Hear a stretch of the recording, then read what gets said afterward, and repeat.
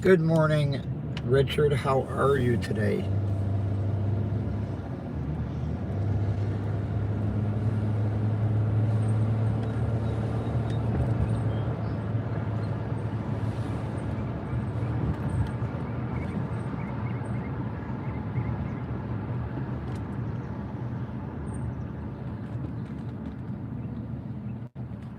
Hi, Angie. How are you today?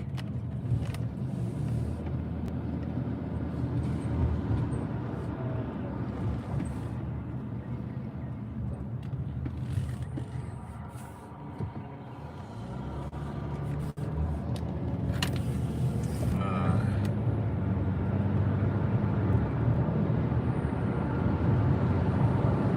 oh, I'm doing pretty good.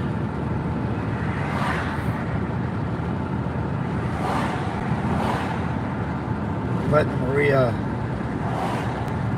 sleep a couple hours.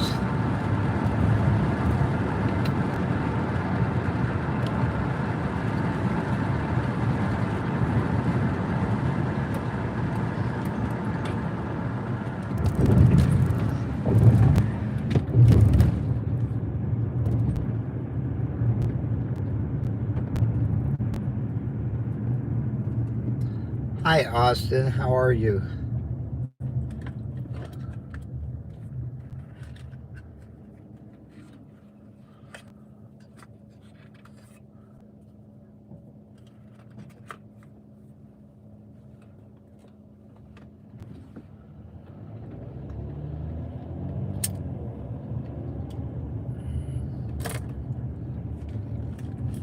Oh, I'm just getting out to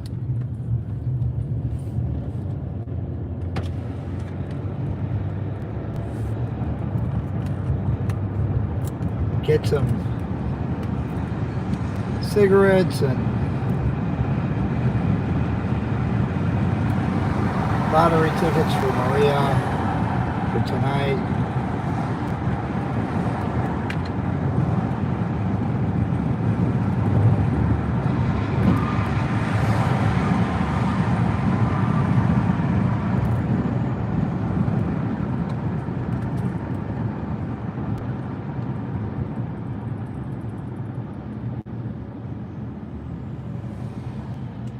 Yes, tickets. She will be doing marbles tonight.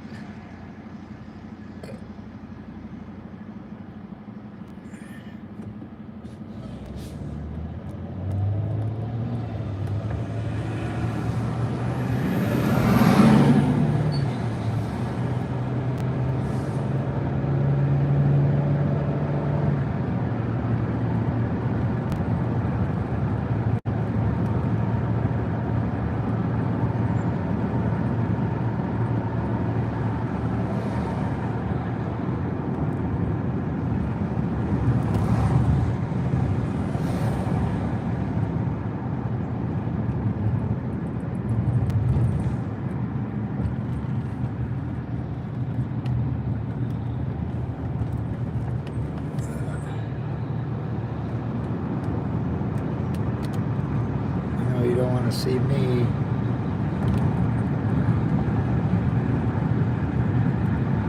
Hi, Wilma. Hi, Nicole. How are you ladies doing today?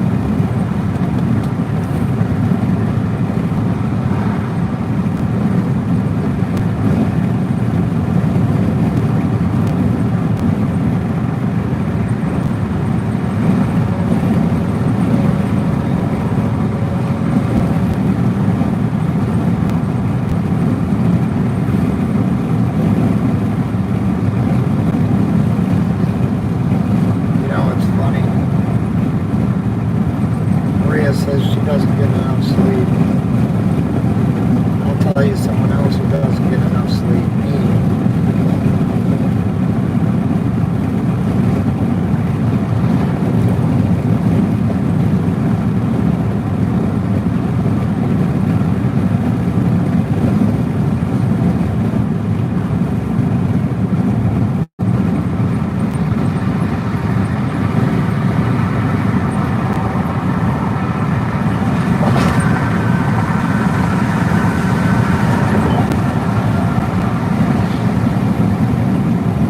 I don't complain about it.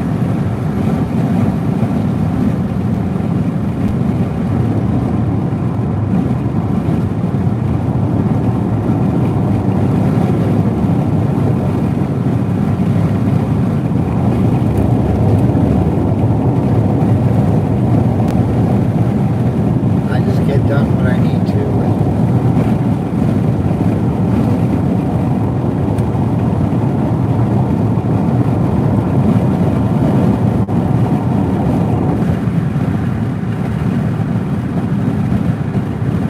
Okay, itching.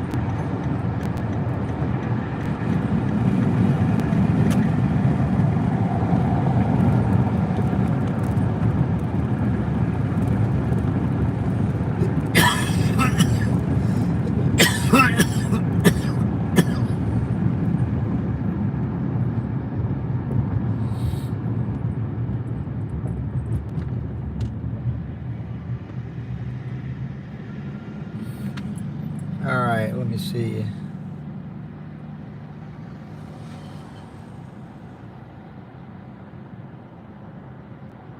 Yes, it is much better.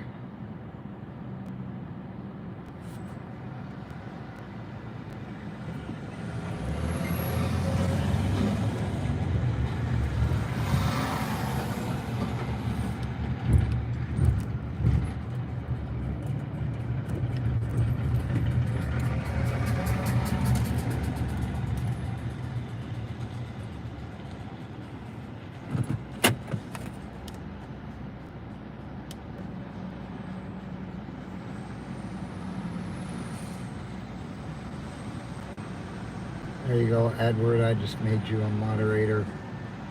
Hey, White Fang, how are you?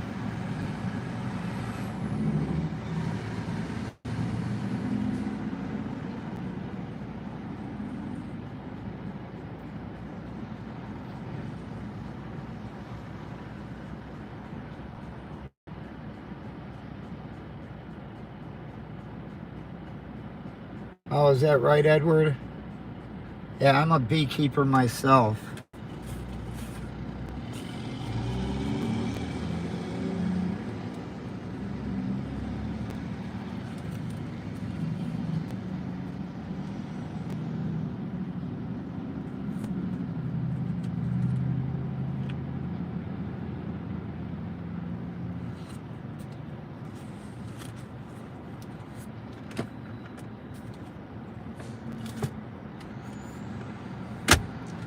All right, let me go inside here and I'll be right back.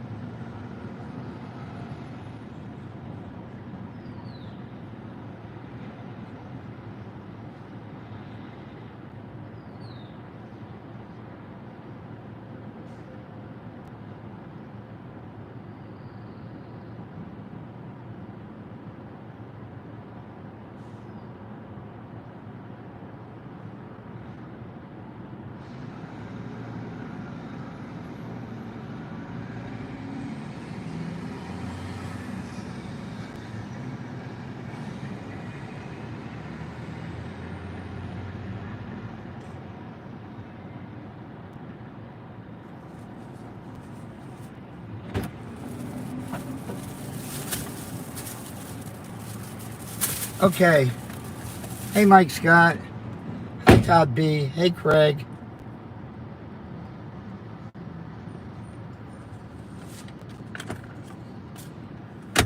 All right.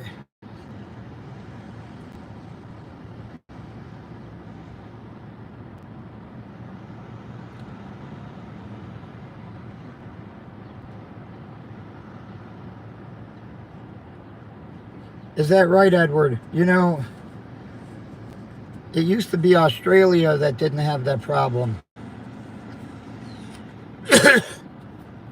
Good morning, Craig.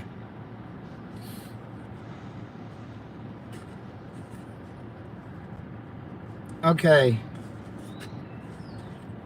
You guys are going to want to know what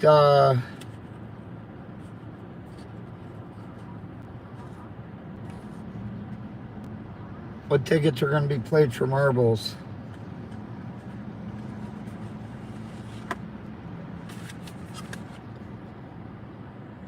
$2 winner, that's for the third place. Look at that. Hey, Derek Marquez.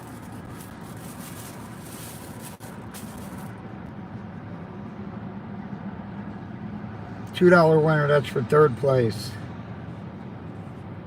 Got 2 of these 2024s, $3. And 3 of these $250 cash craze. That's for second place.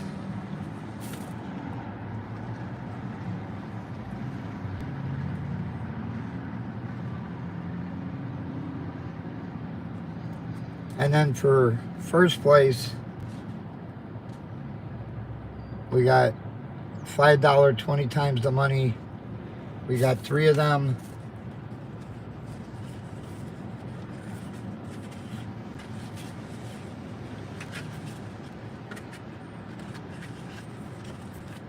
And 2 king of cash. That's for first place. And then for the 20...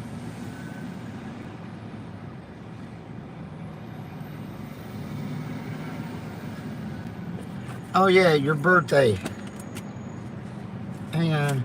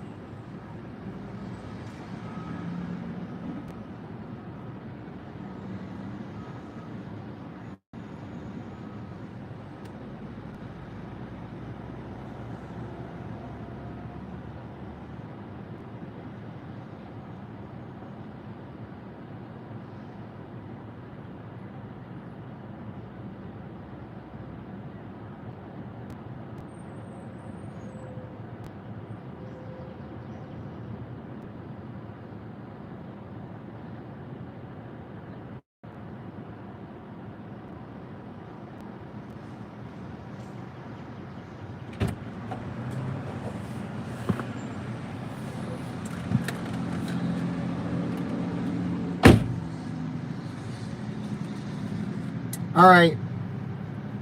Hi, Shorty Michelle. All right, Craig. For your birthday, I got you this $20 Millionaire Jumbo Bucks.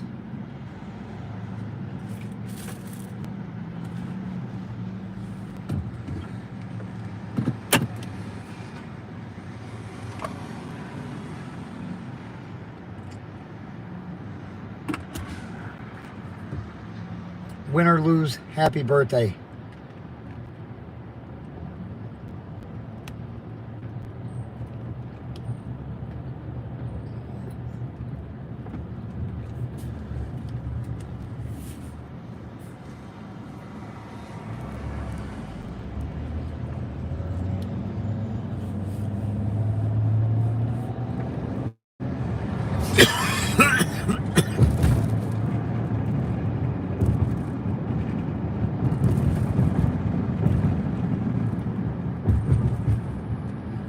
So as you know, Maria will be doing marbles today as soon as I get home. I gotta switch everything over to Maria's.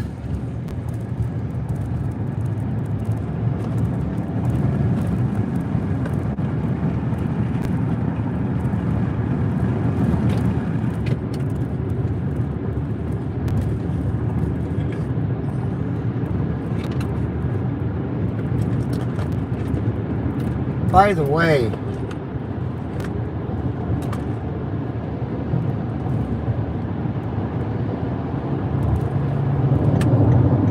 this guy, I don't know who he is. He set up a swarm trap in my neighbor's backyard.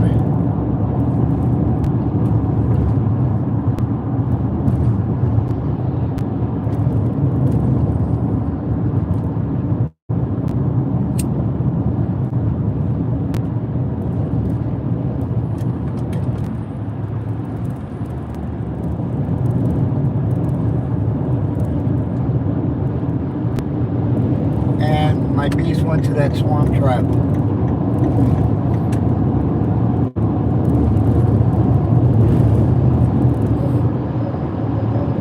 And so I asked my neighbor, because we're very good friends with her,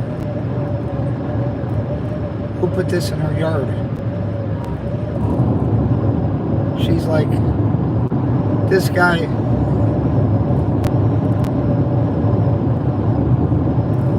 Oh, it'll be on Maria's channel.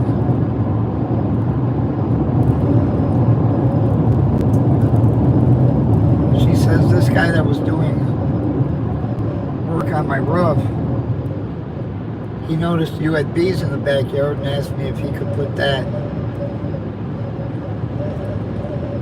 in my yard to catch the bees. And I'm like, oh, is that right? Well, he ain't getting none of my bees.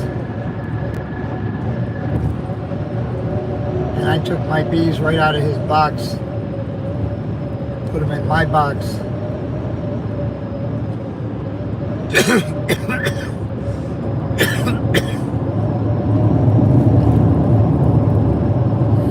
You don't go stealing my, first, you don't go looking over my fence. Second, you don't go stealing my bees.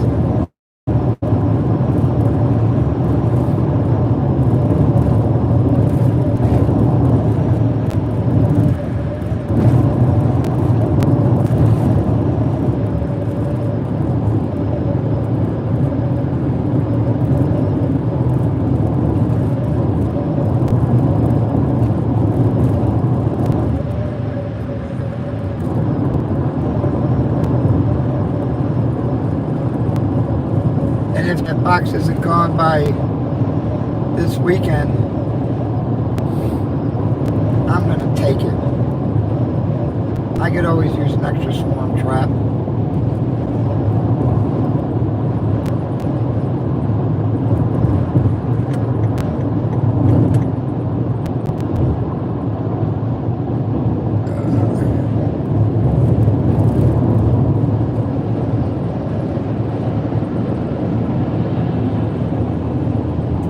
She apologized and said, you know, she didn't know he was looking to steal my bees.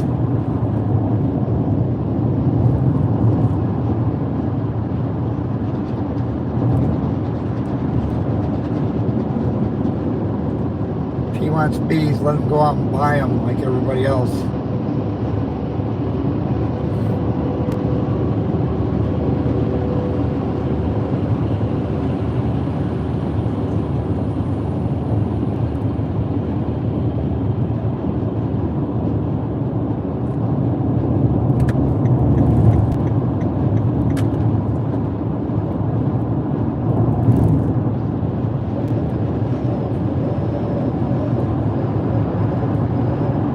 You know, I give trucks an opportunity to get over. This guy was hanging out in the left lane. Just as I was about to get over, he goes ahead and puts on a signal.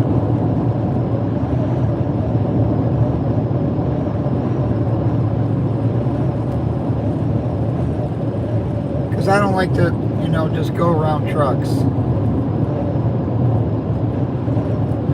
As a truck driver, I know what it's like to have to worry about cars trying to get around you when you're passing someone and then you want to get back over.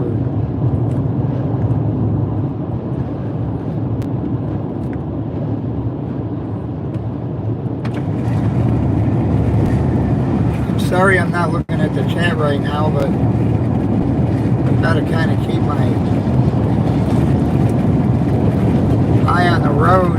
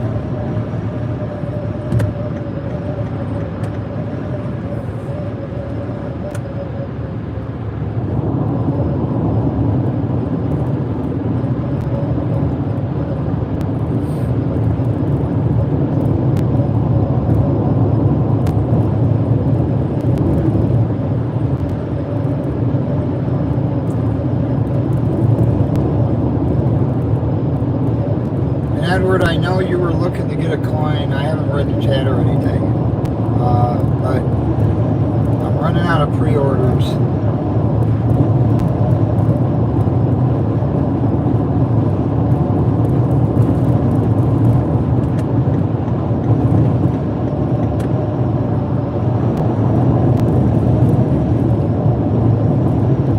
So if you still want to get in on the pre-order,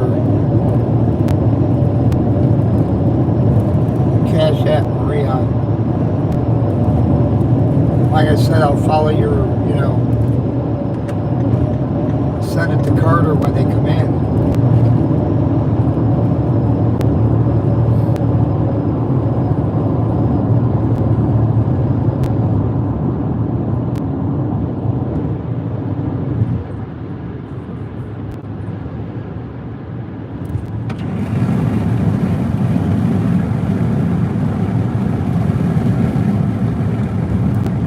I also ordered something else that I'm going to give to everybody that pre-ordered a coin.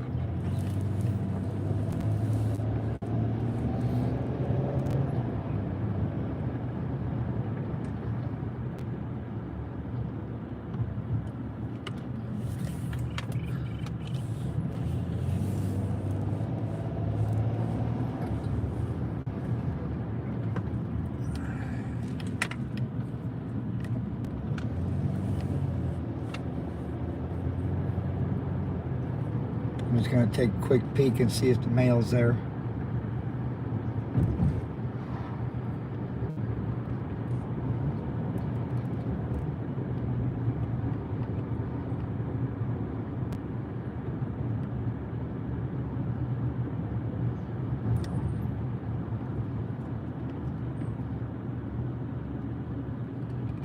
I don't see the mail truck, but there's a good way I identify if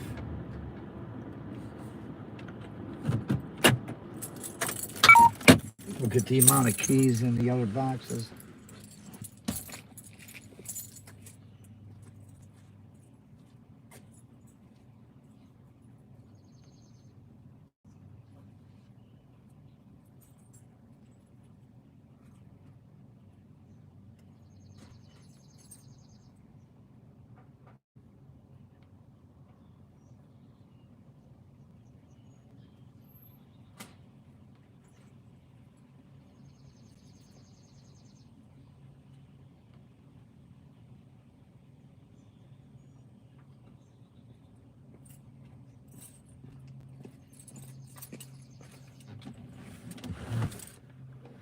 Yeah. Hey, Mike, nothing in the mail today.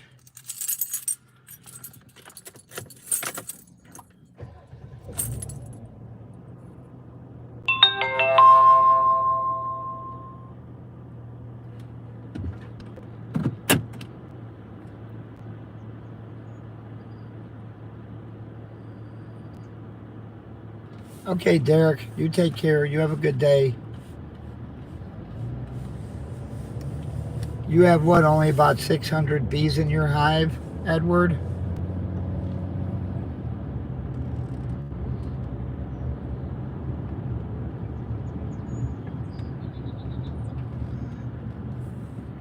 Am I reading that correctly?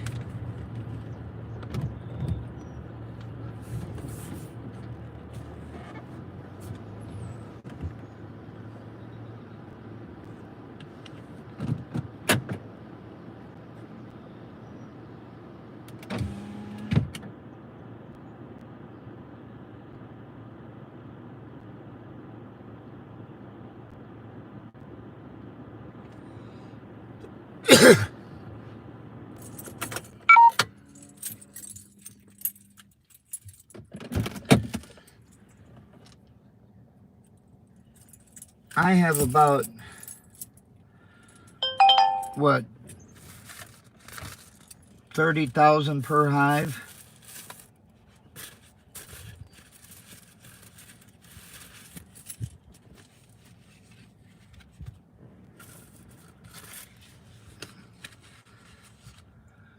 Maybe 25,000. Somewhere in that neighborhood.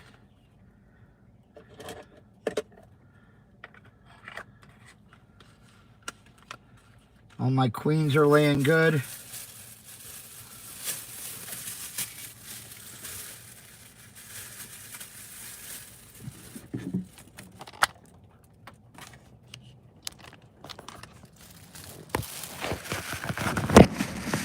Sorry about that. I just gotta get in the house first.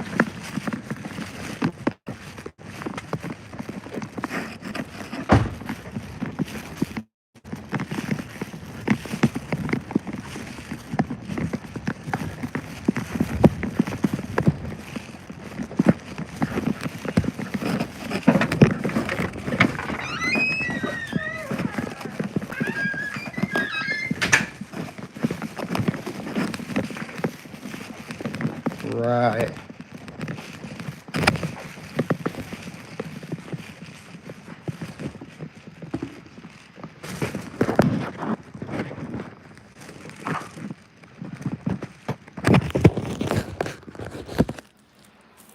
Hang on, I gotta get the phone stand.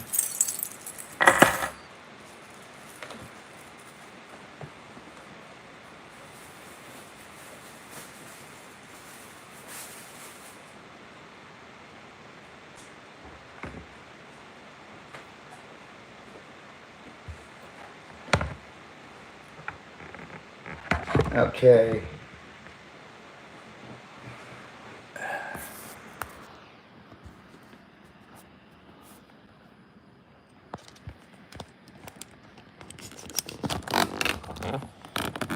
There we go. Okay. Hi, Pretty Witty and Risky. Hi, Todd B. How are you?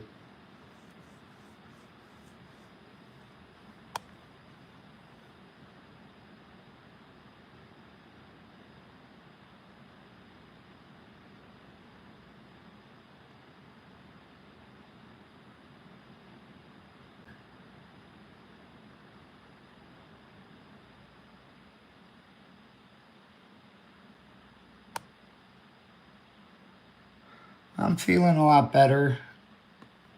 Pretty, thank you for asking. Yeah, over the winter I lost 12 hives. So I'm trying to rebuild them all back up.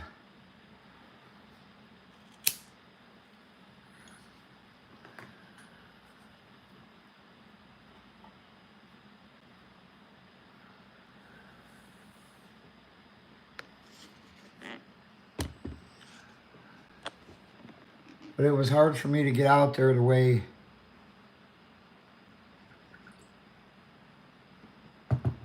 with all the health problems I had, so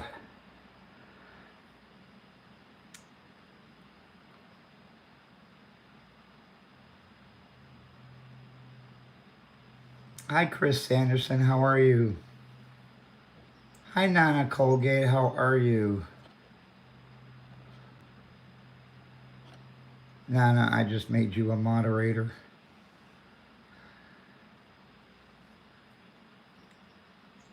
But now that I can get out there, my health issues are improving.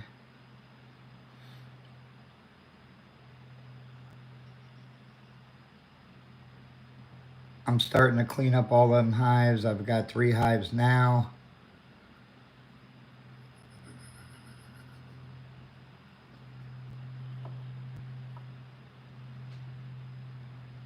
By June, I should have 6, 7, or 8 hives.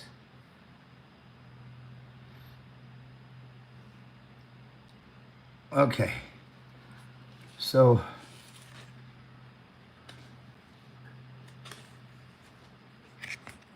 this one is for Craig for his birthday. Happy birthday, Craig, win or lose.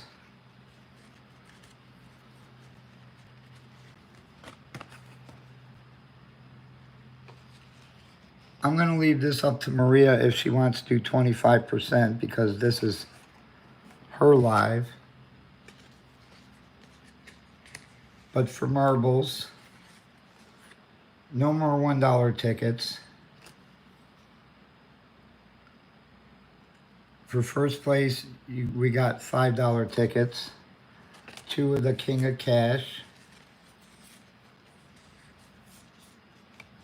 And 3, 20 times the money. Second place, we got $3 tickets. We got 3 250 cash craze. And 2 2024. And for third place, we got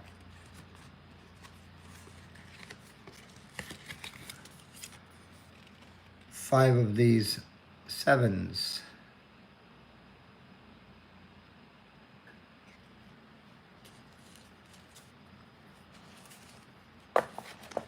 So it'll make it a little more interesting. And if Maria does 25% on this, that'll be up to her. And Craig, Maria, $20, Edward, not 22.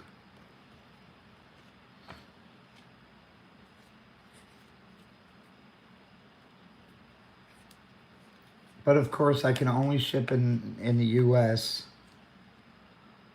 Like one of my Canadian people in here itching and scratching.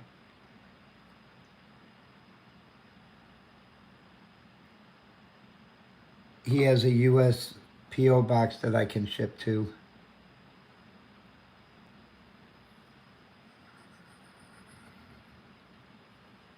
because international shipping is just way, way, way too much now.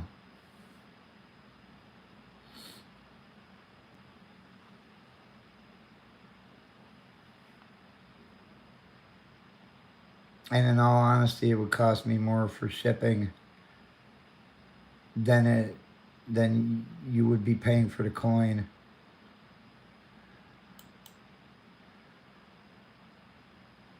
And if I'm going to send it to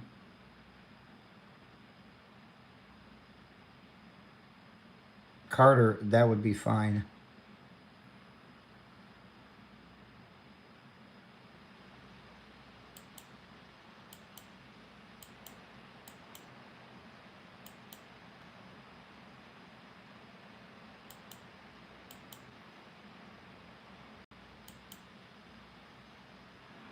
And like I said,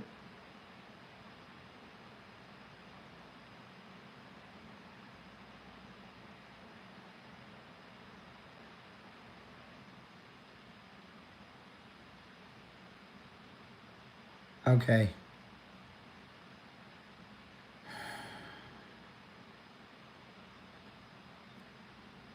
Hi, Megan. Let me put my PayPal address in here.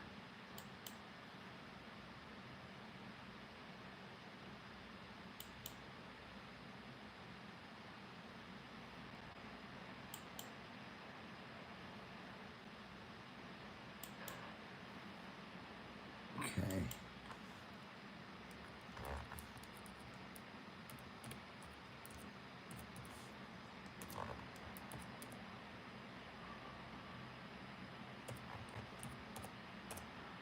Okay, that's my PayPal address.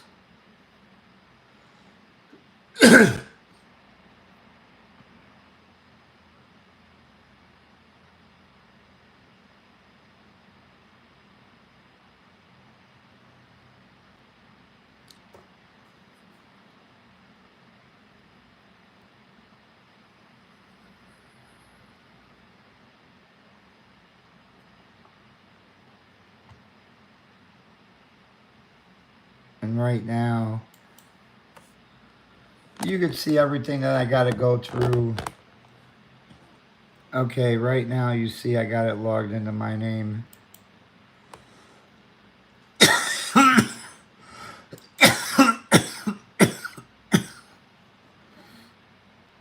Log out.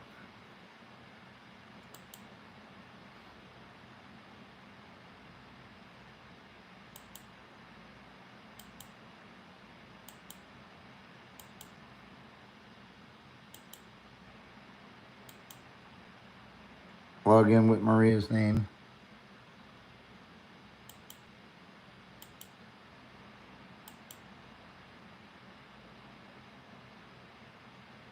Okay, now I'm under Maria's name.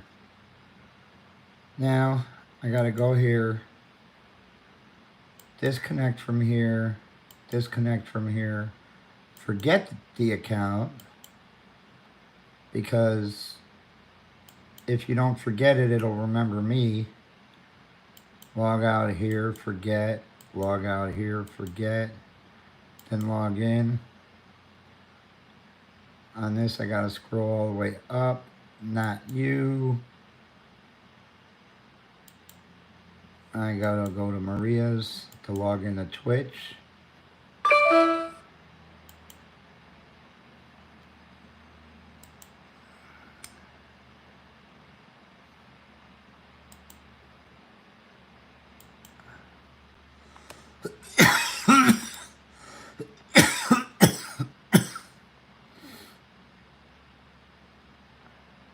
Authorize that. That's done. Come back over here. Go to YouTube. Sign in. Under hers.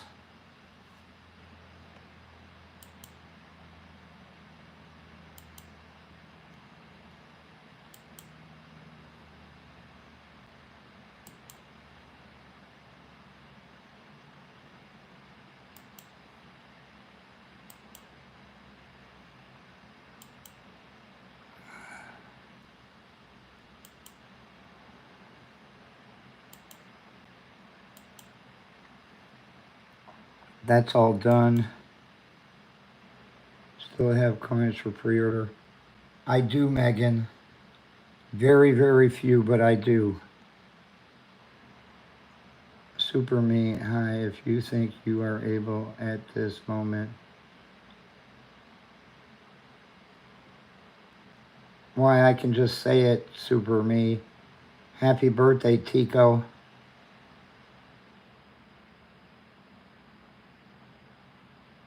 You don't want to see my penmanship.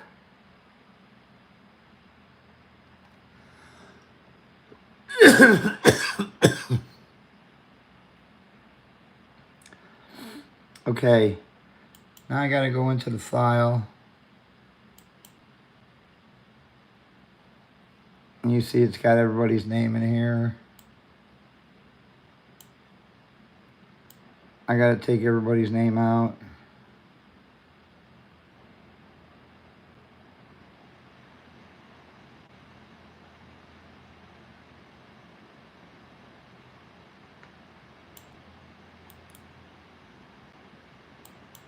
Delete.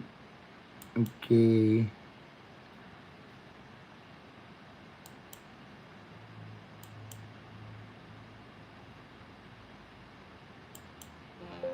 That means the file will be empty when you all start joining in.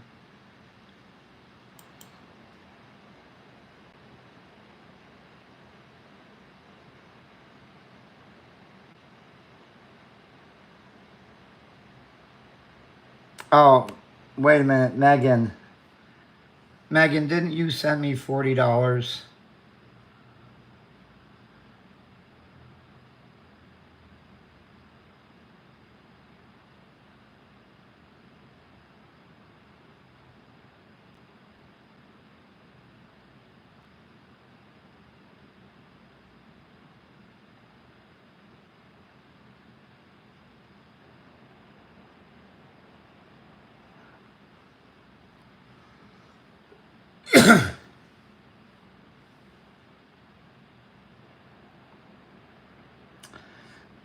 Yeah, but you know, it was $20 for the first one and $10 for each additional.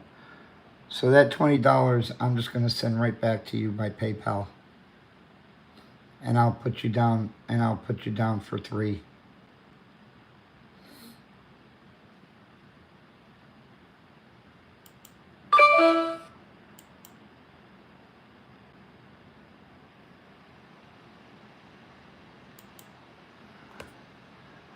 In fact, let me do that now.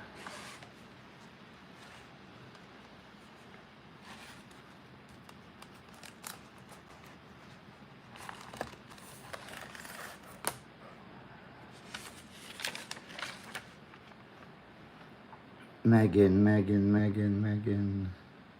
There you are, you're way up there. All right.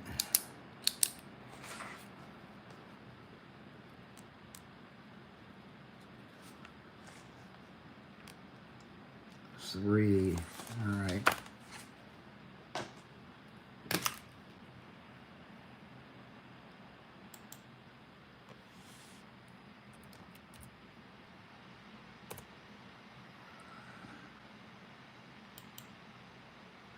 You guys can't see what I'm typing in.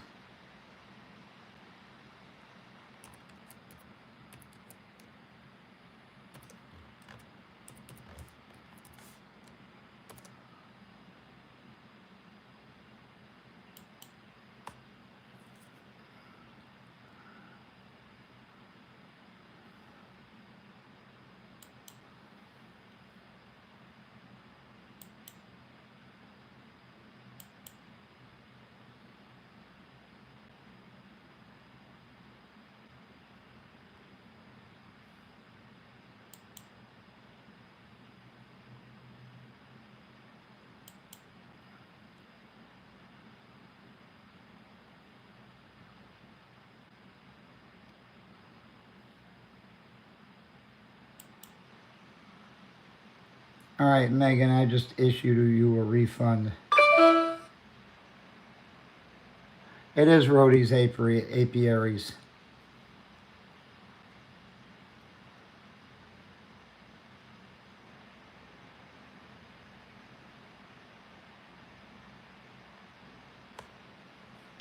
see.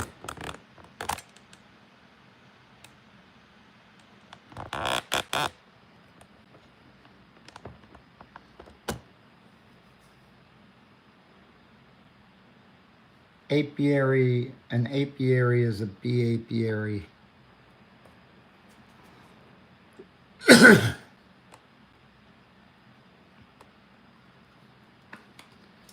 And that's the name of our bee business.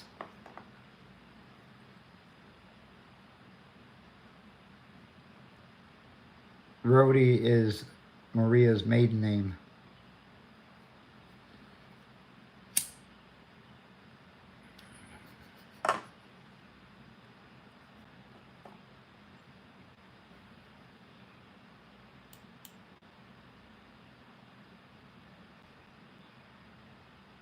Sometimes I can't keep up with her. She has like 5 maiden names.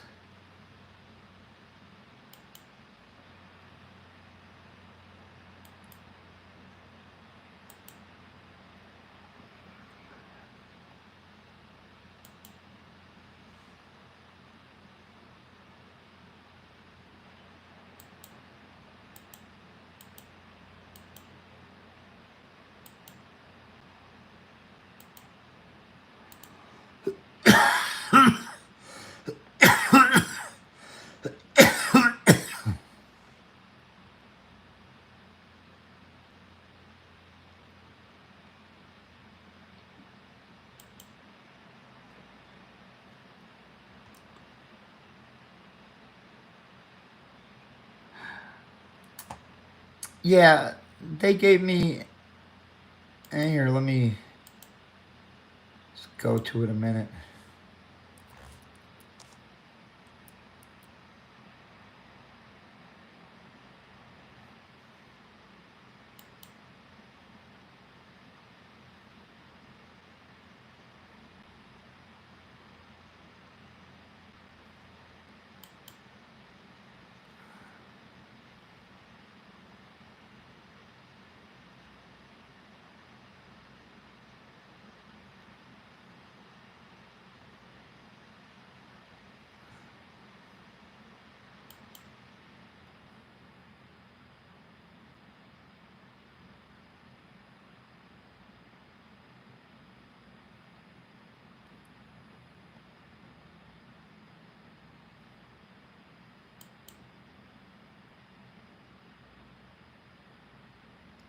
Interesting.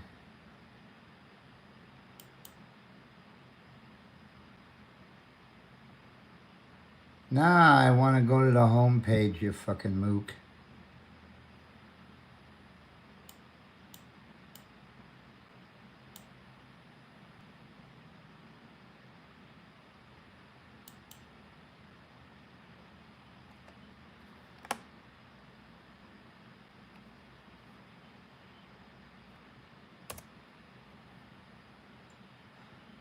Takes me to the same fucking spot.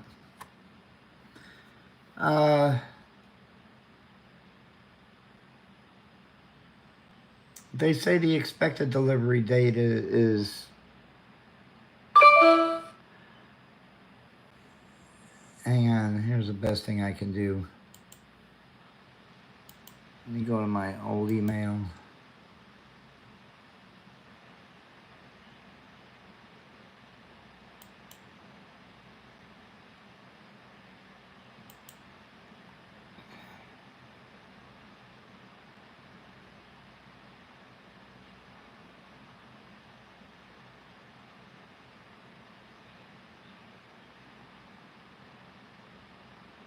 Estimated delivery is between June 18th and June 21st.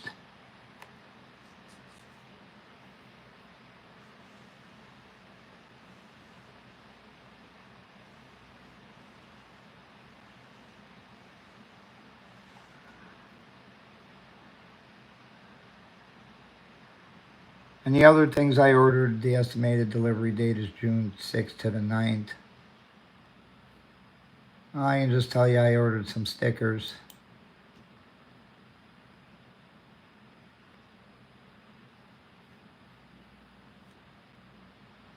For every coin that's pre-ordered, you're going to get a sticker too. So if you ordered 3 coins, you're getting 3 stickers.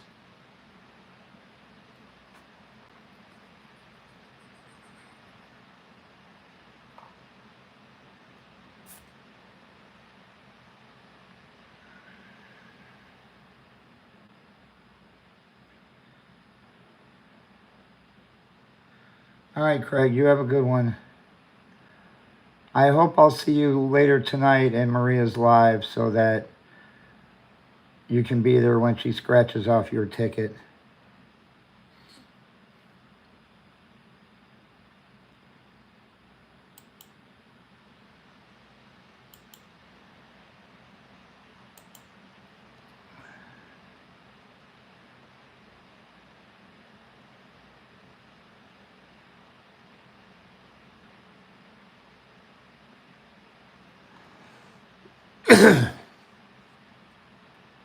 The stickers are just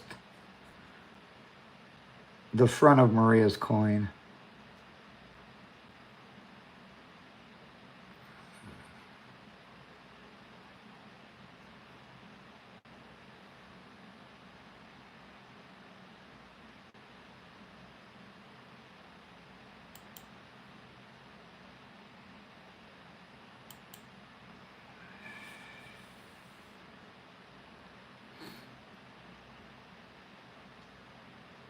Okay, so now, well,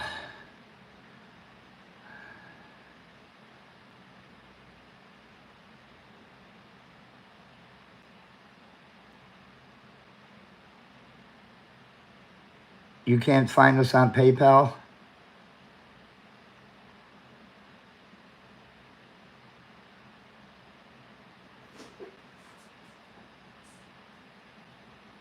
Typing in my PayPal email, should bring us up. It should say Rhodey Apiaries.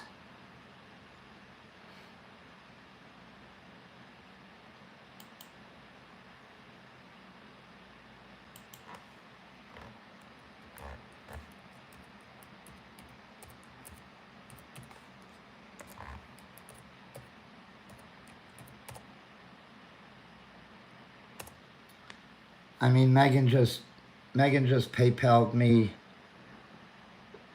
a minute ago.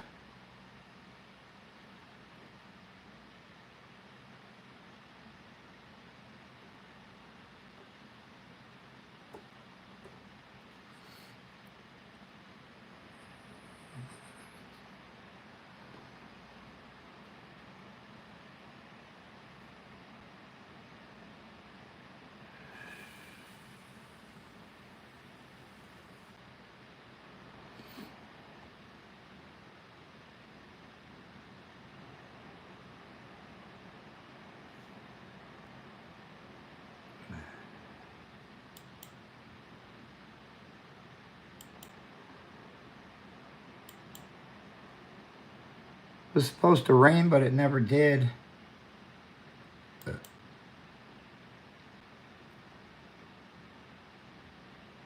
There you go. Thank you, Megan.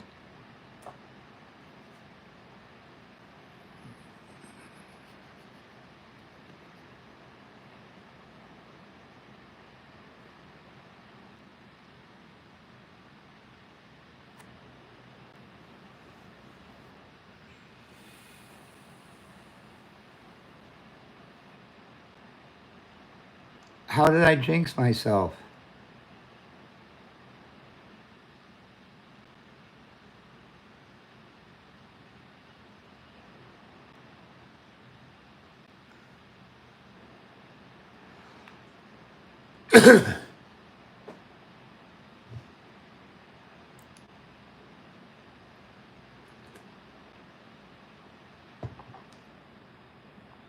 Oh, about the rain? Oh, well. Has it really?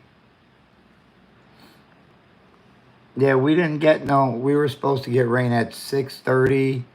We never got it. We were supposed to get rain at 8:15. We never got it.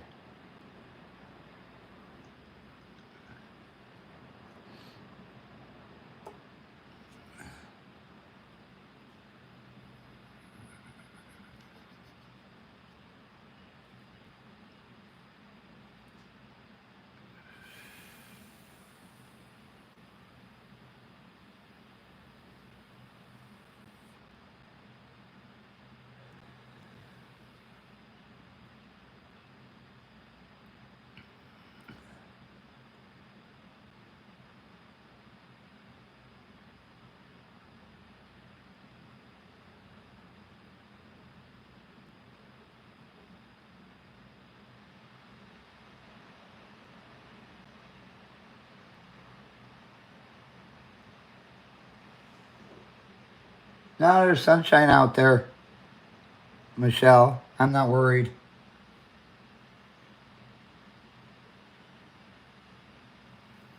All right, so I was saying, getting back into here, I'm under her name now.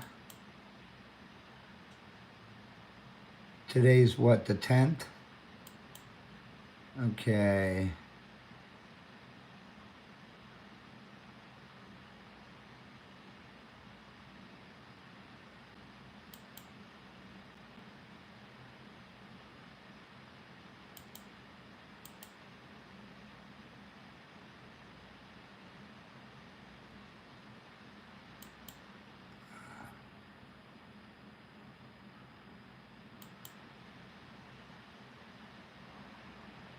Eight o'clock p.m. Okay. Yes, it's Rhodi apiaries. That's correct.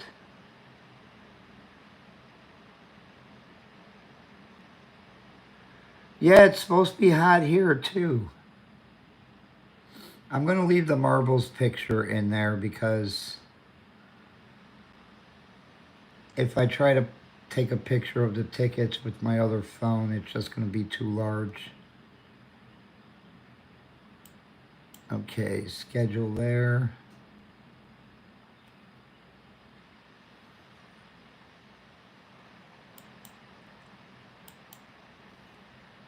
All right, now.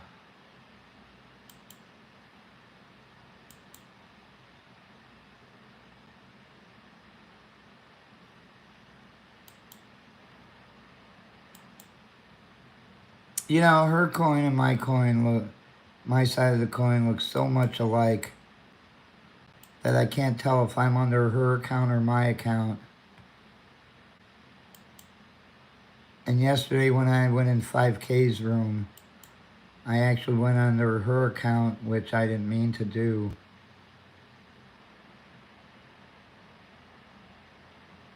Okay, let's go to content, live, edit, edit playlist. I don't think there's anything else we need to change now. Save. Go to customization. Turn on live chat replay. Click off. See, if you click off live reactions right there, it gets rid of that stupid heart. And we're going to make it for subscribers of 5 minutes or more. Okay, we'll go ahead and save that.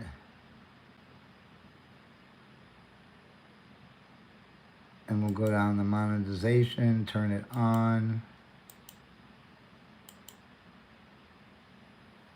All right, there we go. And we got everything done.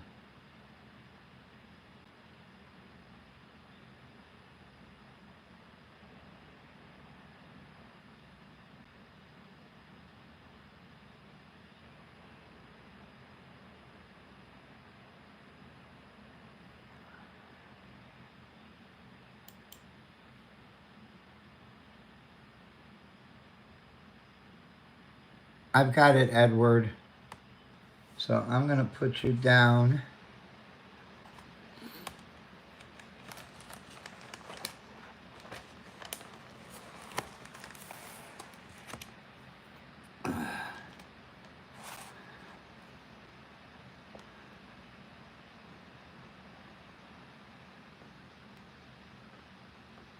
Edward Iceberg.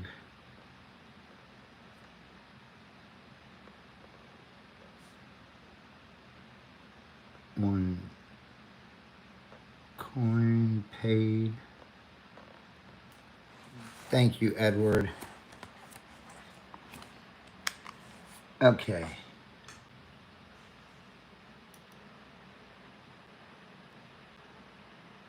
Hello, Puppet Warriors. How are you? What am I doing? Just taking care of some business, that's all.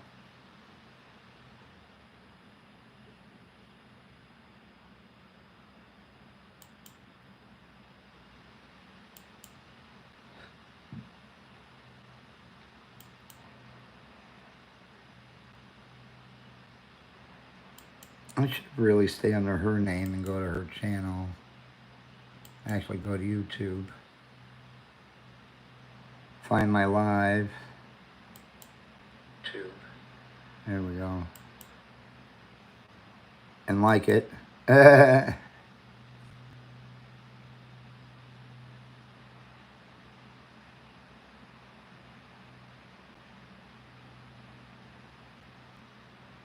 Oh, thank you, Edward.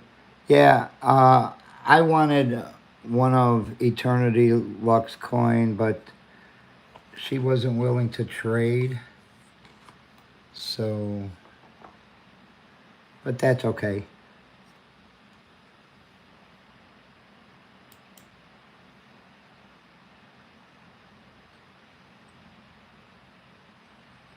Well, Megan, I already did that. I wouldn't forget. Hi, Stephanie. How are you?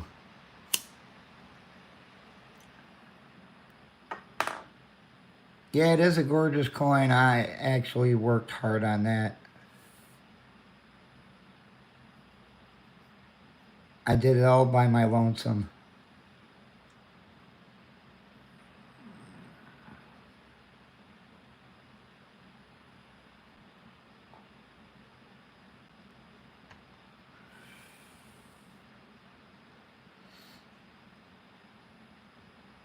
I was actually looking to get Raging's help to do the coin, but nobody ever answered my email.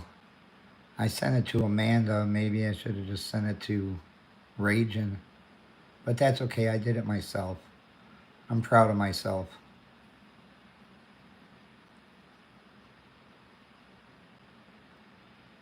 Yeah, I can't wait to have it in my hand too. It's going to be really heavy, you know.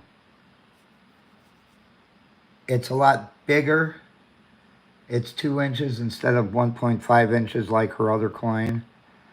And it's going to be a lot heavier because all of those bees are going to be raised up. But it's also going to have an edge on it so it will be easy to scratch with.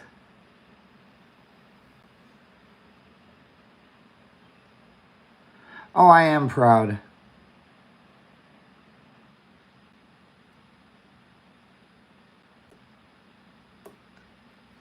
That's why everybody is pre-ordering one, because they're, just, they're going to be awesome when they come in.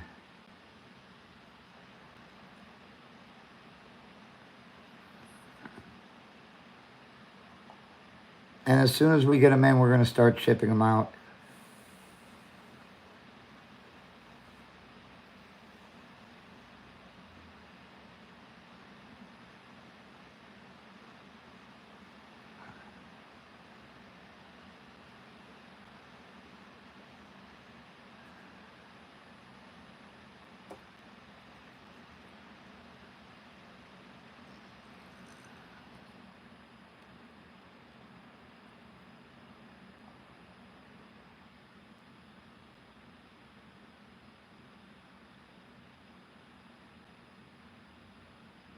Uh, no, OG's coin, I think, is a 2 inch.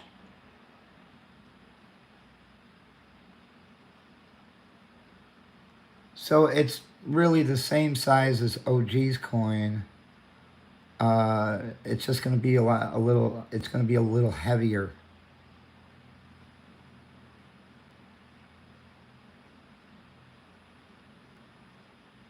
Yeah, you're right, Megan, because these honestly, I ordered less of them than I did her other coin.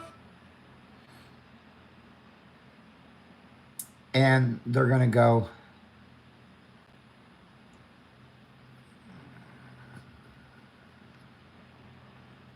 Yeah, it's the same size as Carter's coin.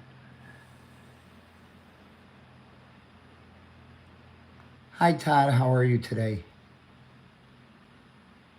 Look at this. Look at how disciplined I was.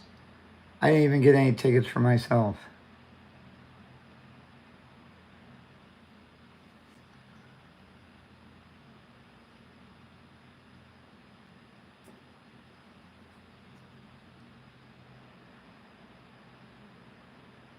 Yeah, I missed out on Matt Scratch Fever's coin also.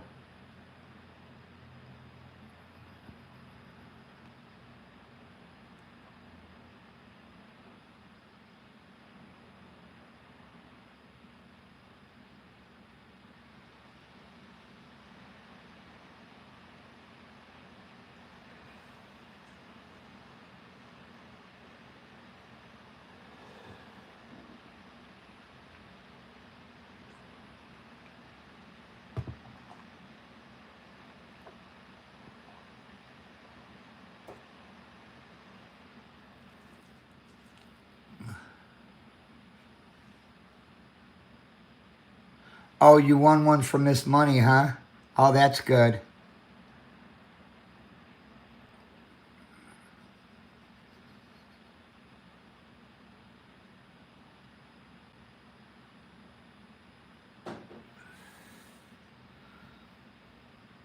Well, it shouldn't be too hard for them. All he's got to do is reorder more. They've already got the design and everything, so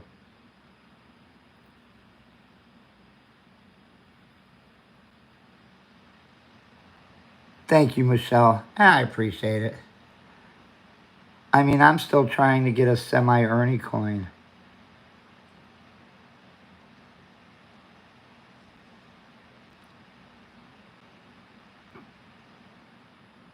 Semi-Ernie told me he was going to try and get the one that he gave his aunt back, but apparently she won't give it up. So,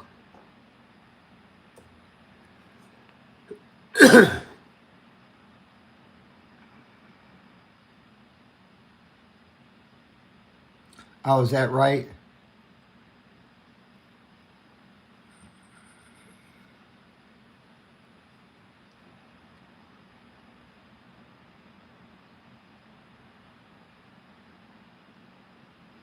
You have one of Semi-Ernie's?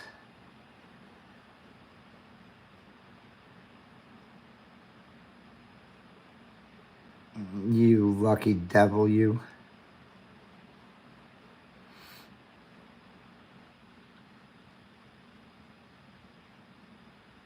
How much you want for it?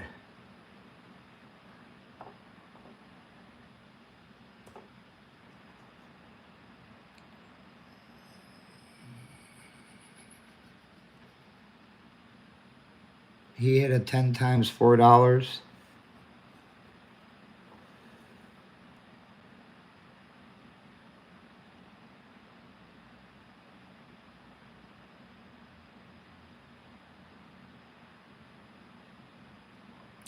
Semi hasn't had any coins in a long time. Oh, you got it from M2M's giveaway last year. Oh, that's good.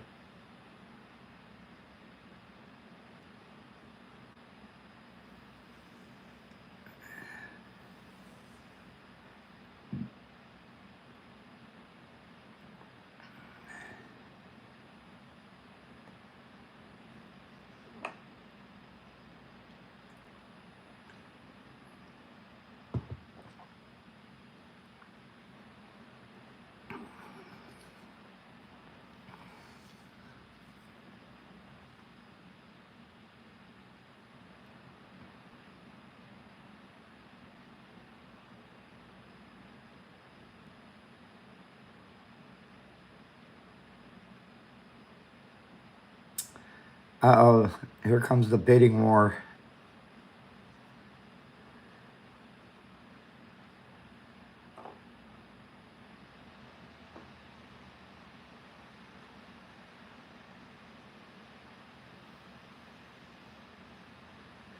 And I agree with you, Michelle.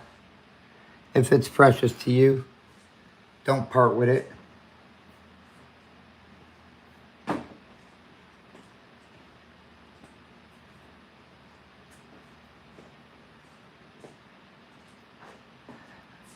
I'm sure someone will die and leave me one in their will.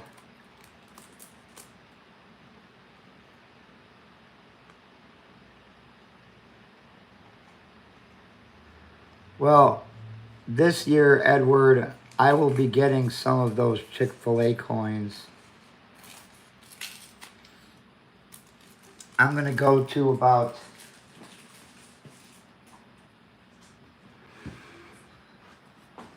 10 different Chick-fil-A's this year and get a coin from each one.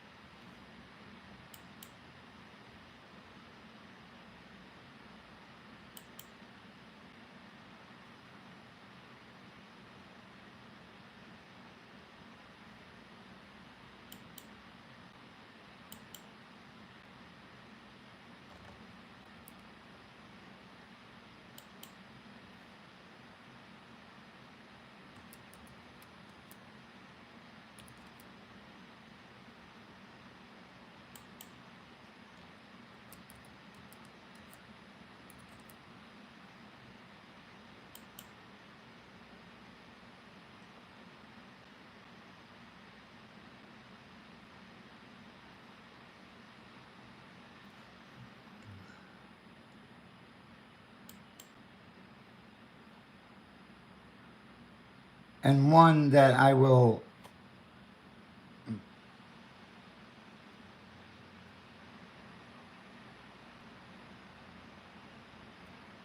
Are you serious?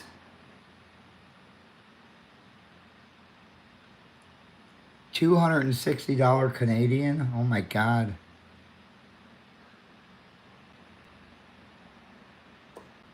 One that I will be giving away, I will be sending to my daughter because they have no Chick-fil-A's in Alaska.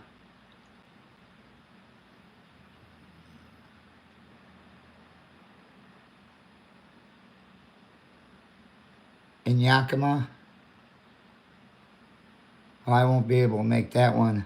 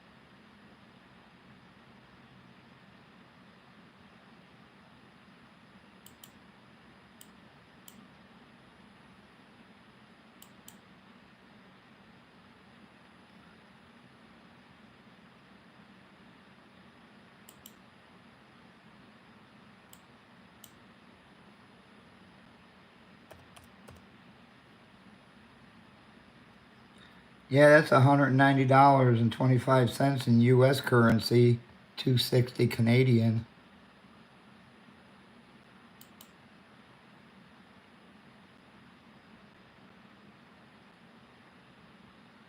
Hey, Penny Finder. Hi, Rapunzel. How are you too?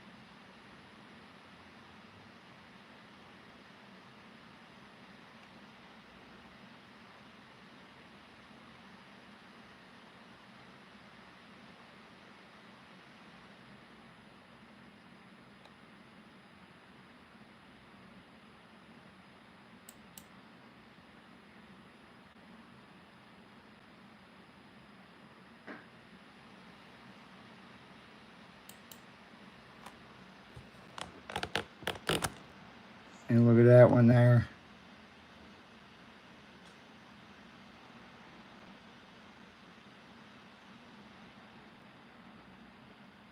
They want $104 for it.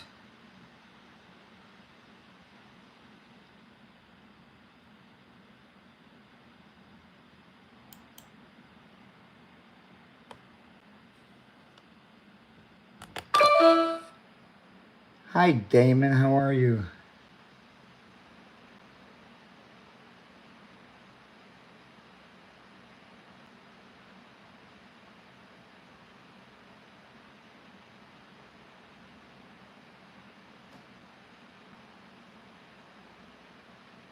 Oh, is that right?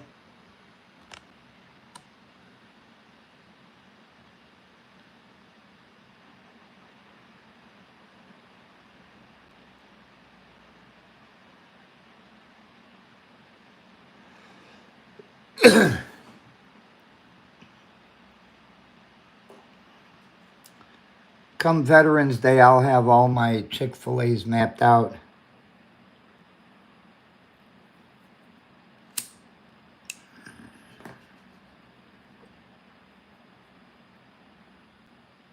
I'll start off bright and early in the morning.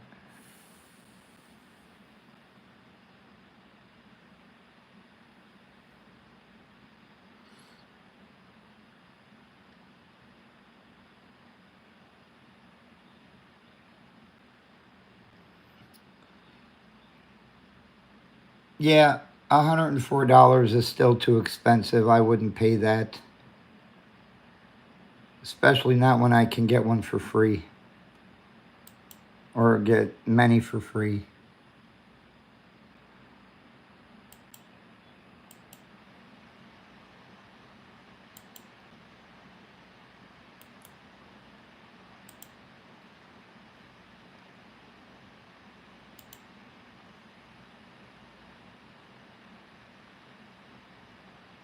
Now, Maria will help me.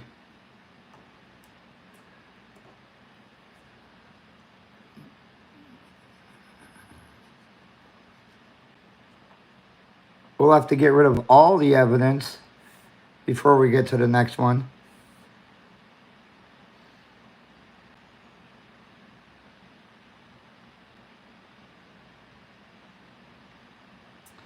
And it's nice that they opened up one right down the road from us now, so that's my first stop.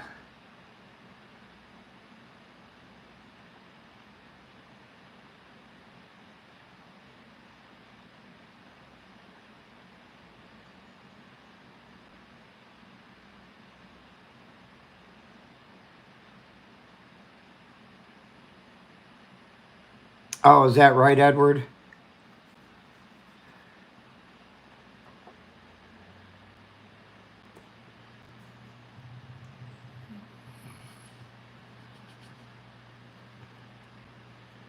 I have never tried Chick-fil-A either, Michelle.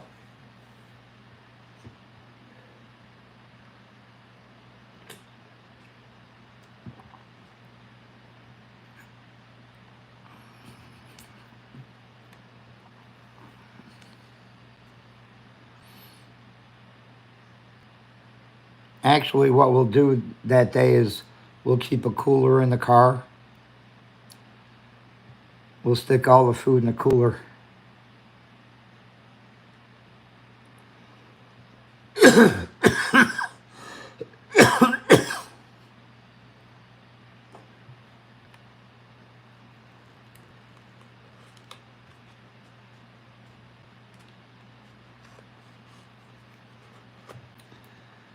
I didn't say Chick-fil-A was bad. I just said I never tried it.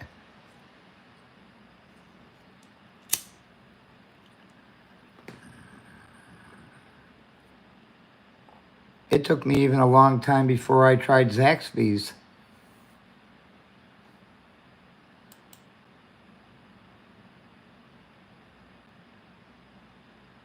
No.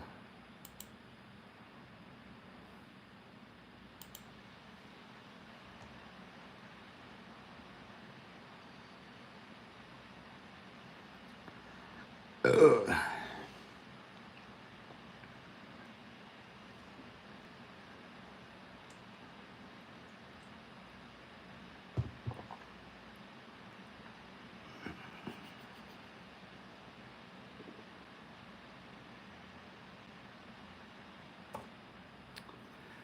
So Damon, how are you doing today? Everybody, I scheduled Maria's live for tonight. So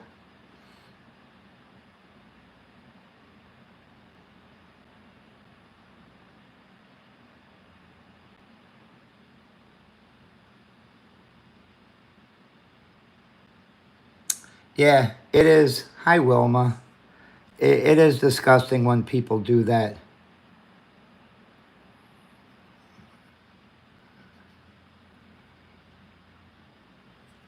Yeah, but I won't eat at Golden Corral no more. Not after we got sick the last time.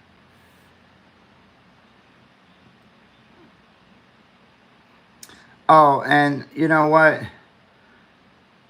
Golden Corral is the worst for people lying about military service to get that free meal.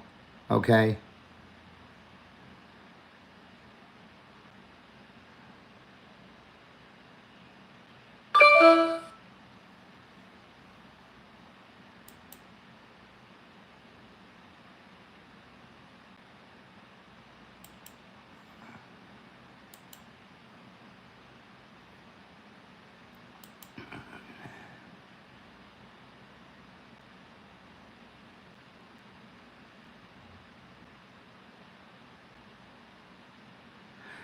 You're right about that, Edward. People in Canada don't get 25 years for killing someone, but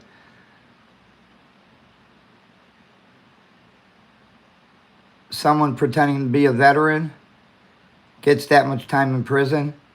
Yeah, your country is fucked up.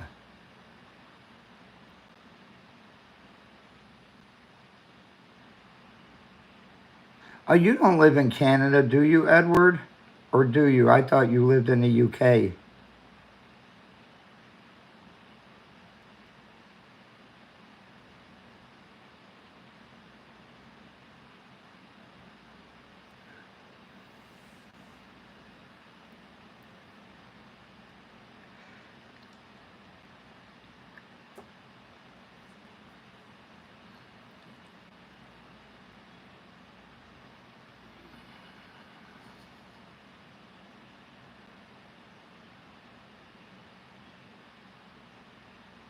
Oh, you live in Canada. Okay.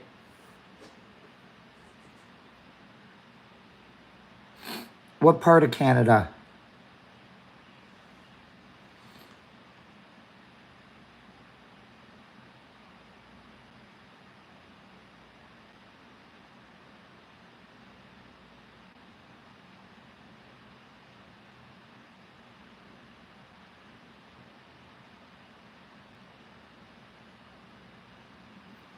Yeah, over by me, Wilma, the one that is open by us.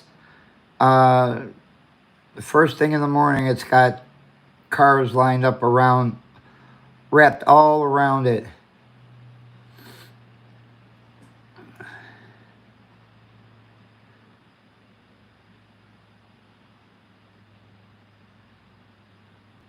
Oh, Newfoundland. Okay. So you're right. They're on the east coast of Canada.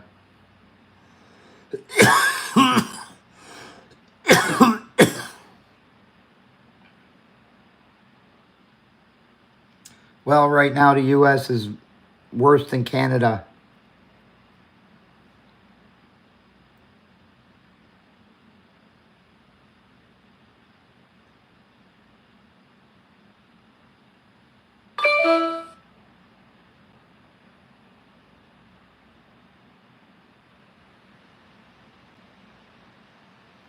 Oh, is that right, Todd? Yeah, we're not that far from South Carolina.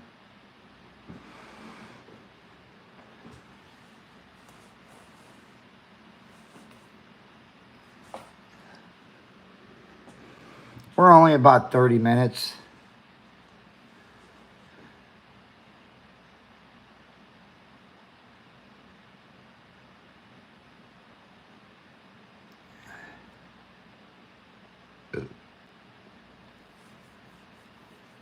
Yeah, you're not that far from where that one plane crashed either. I watched it on Mayday air disaster. All right, Damon. Yeah, also where the Titan sub went. Chantra's going live in 30 minutes.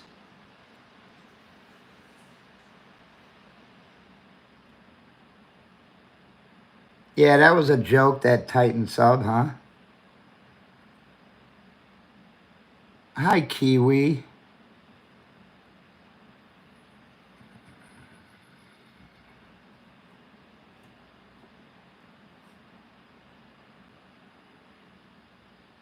Winning Scratcher is live now. He's doing a pop-up live lunch.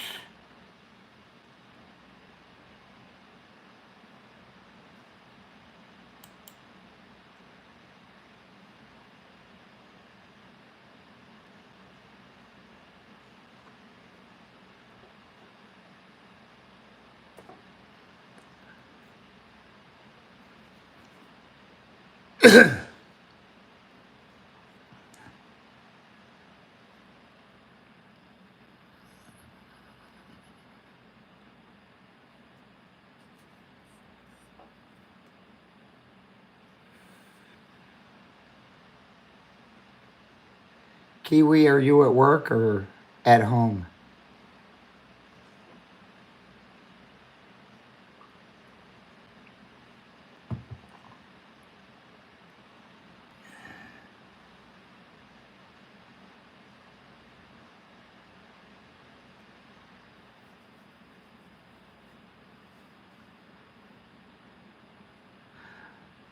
Thank you, Damon. Megan Phillips just let us know.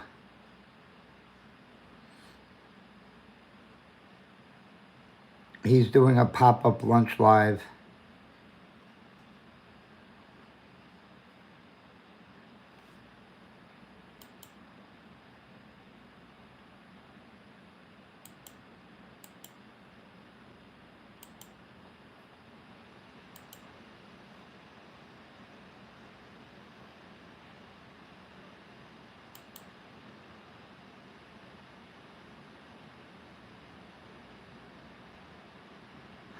Oh, I think everybody should go live whenever they want to.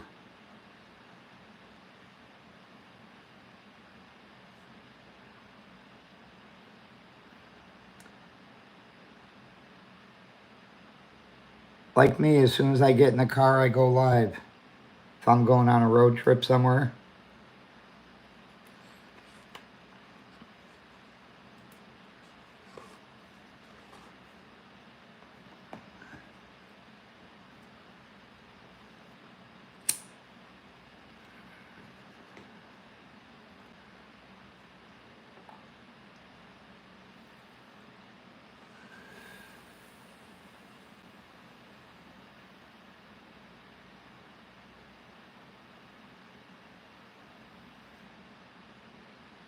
Is that right?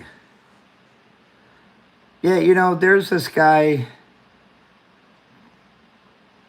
in Canada that I watch on YouTube. His name is A Canadian Beekeeper's Blog. His name is Ian.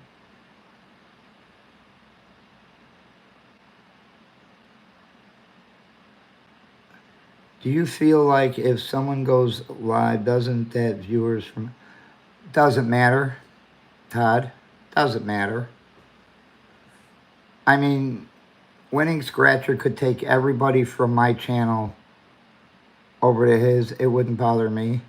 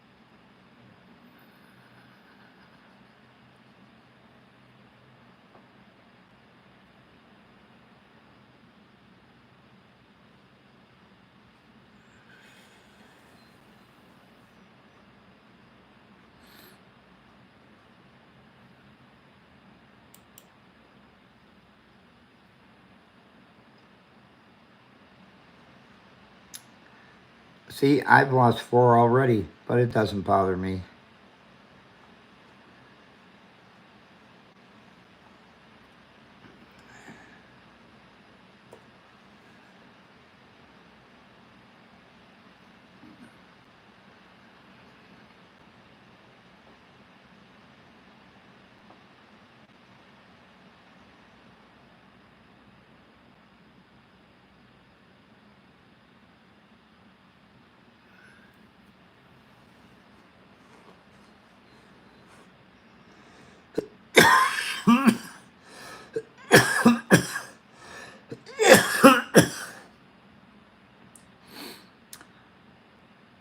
I don't think they're ever going to figure out the varroa mite problem. And I think some of the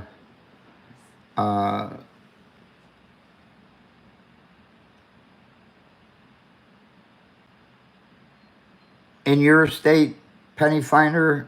Oh, here? No, I didn't. Let me take a look.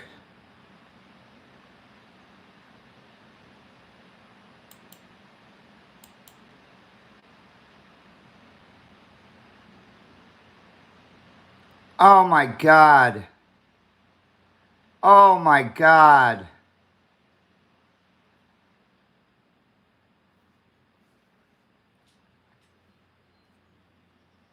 Why did you even say anything, Todd? I mean, penny finder. Right on the nose, too. Maria's birthday. Yes, because it came up in the midday yesterday.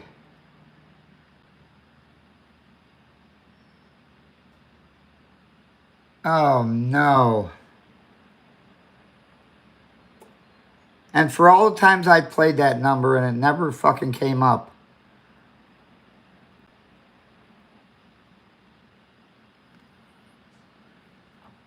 It comes up 2 times in one day.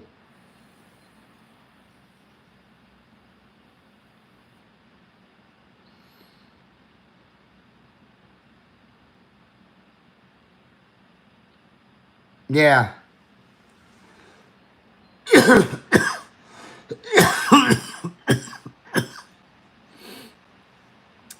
Well, I remember when the Illinois lottery only had to pick 3, one time a day. And that was always at night. My brother, he was always good with picking the pick 3 and pick 4.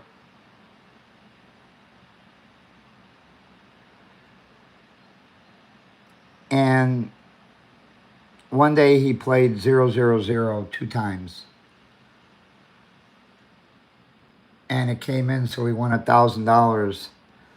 So he went and cashed those tickets in, and he played it again once for that next day, and it came in again.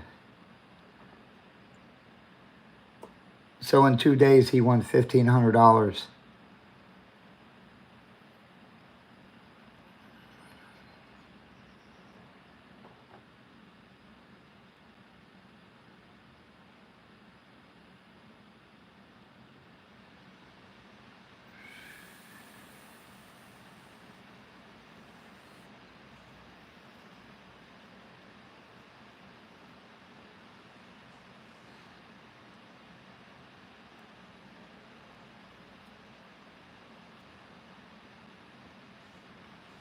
Well, he can't win anymore. He's deceased now. He died back in 2007.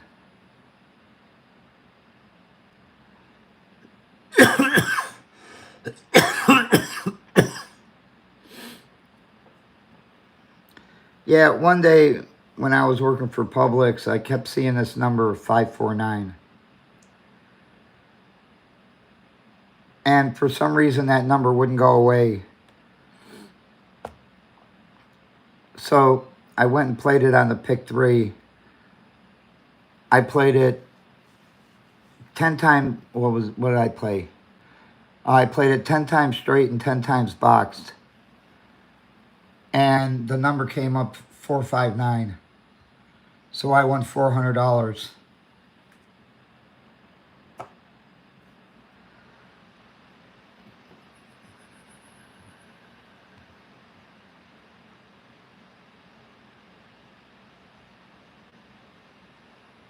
Now, if it would have come up 549, I would have won $5,400.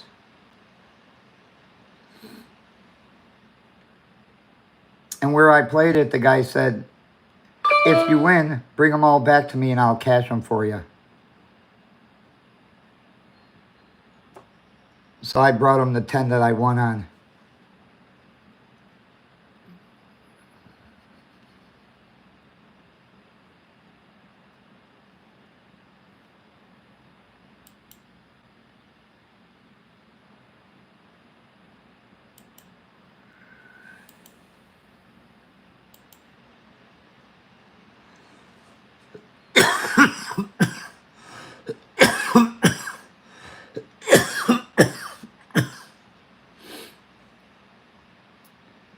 I gotta wake up Maria soon.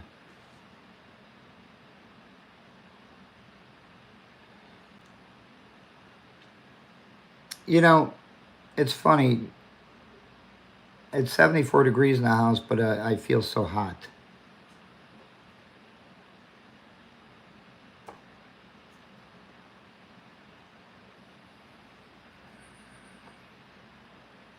All right, Kiwi, you have a good day.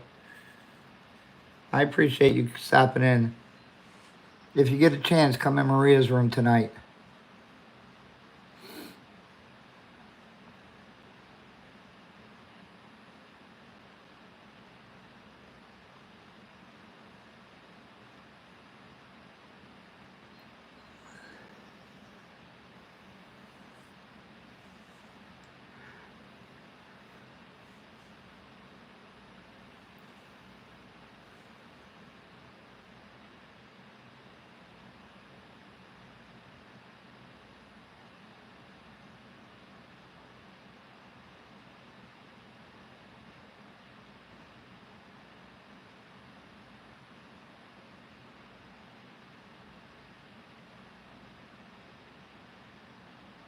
Oh, it was -3 this morning?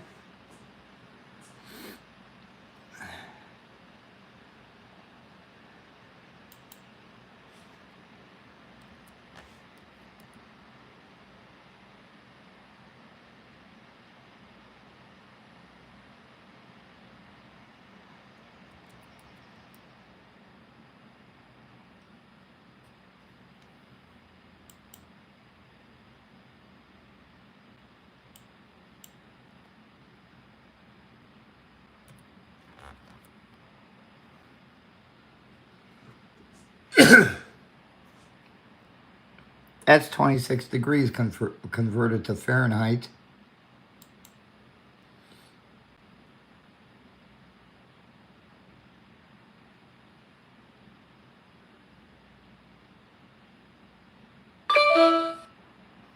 Why 413 on Sunday? Why 412 on Sunday?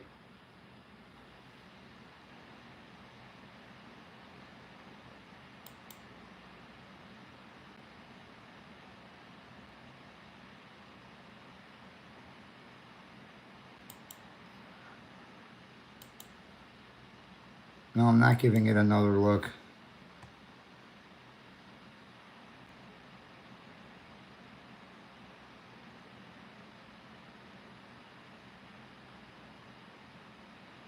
But this is May. It's 512.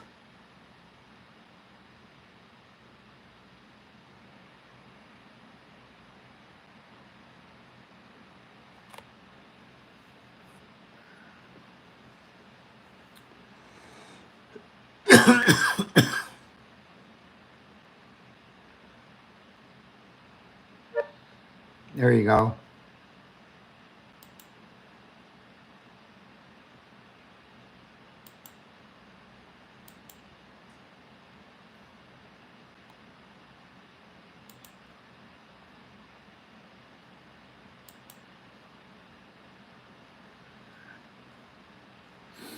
Yes, I will be playing that too.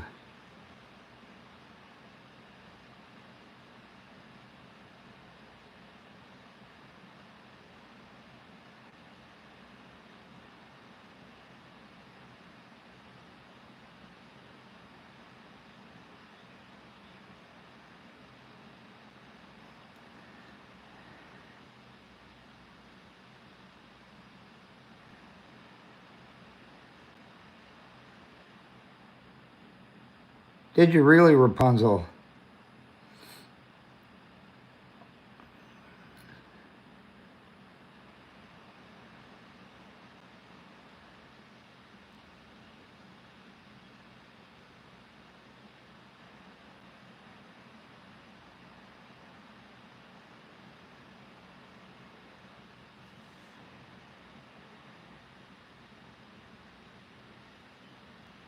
Let me see.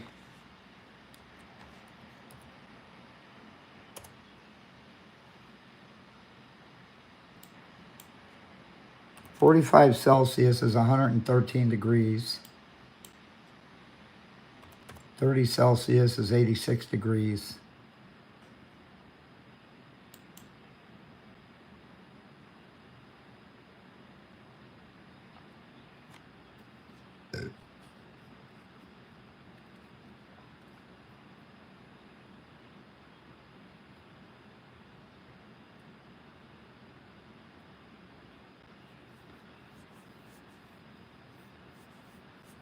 Yeah, Maria has a friend who lives in Grand Prairie, British Columbia. It's way, way, way west of you. Hang on a minute.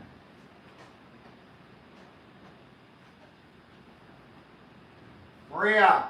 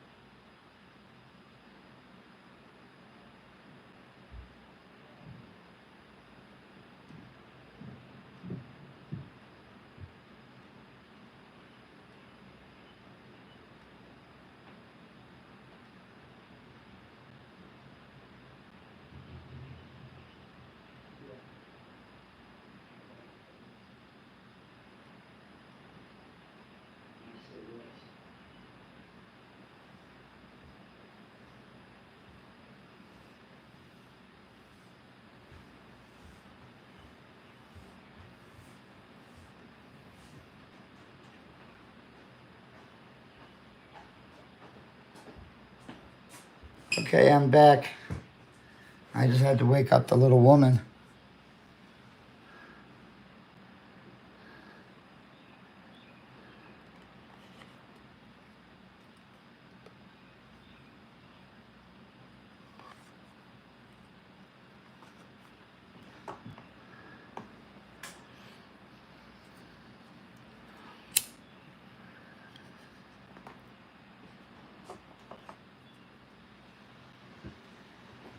Hi, Stephanie. How are you?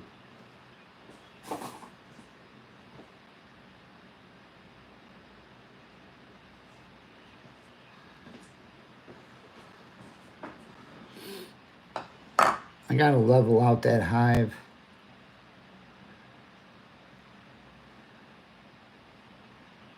Because if it rains, it's gonna rain inside the hive.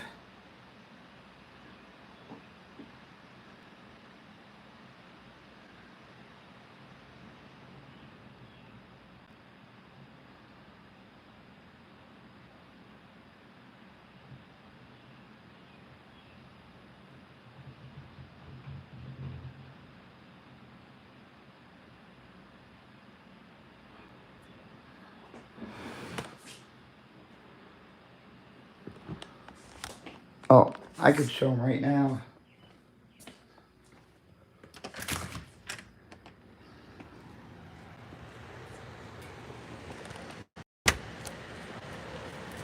That one right there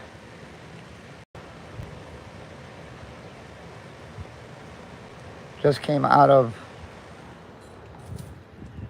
that hive right there. And then I got this hive right here.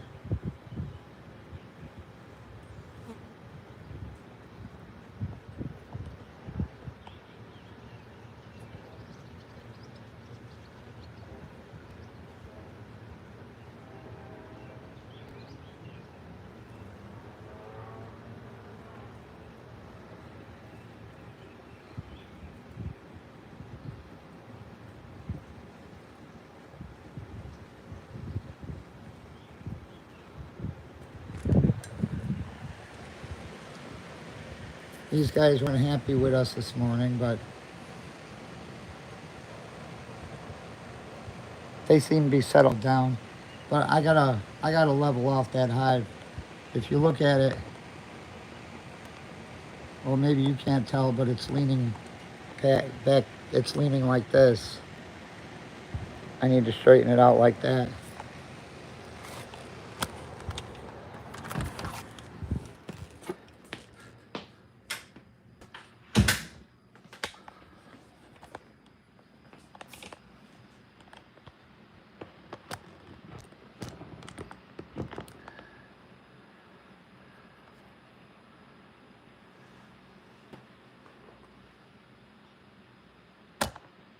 Like I said, I lost 12 hives over the winter.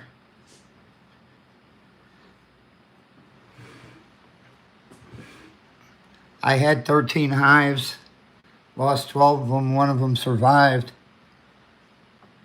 And now I branched that one hive to 3 hives so far.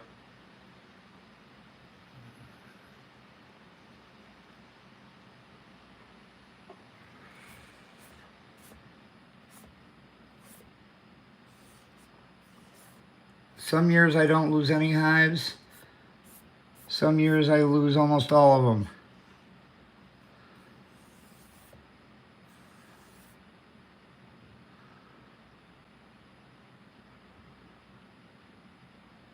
Now, I don't know what caused it. I don't really investigate that.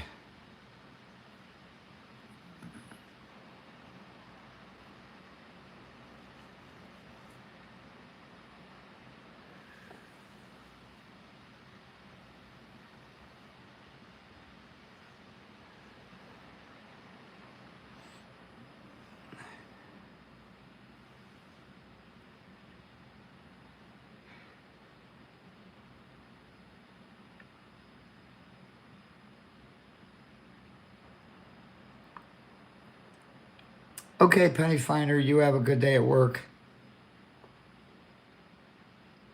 Yes, it's the queen bee.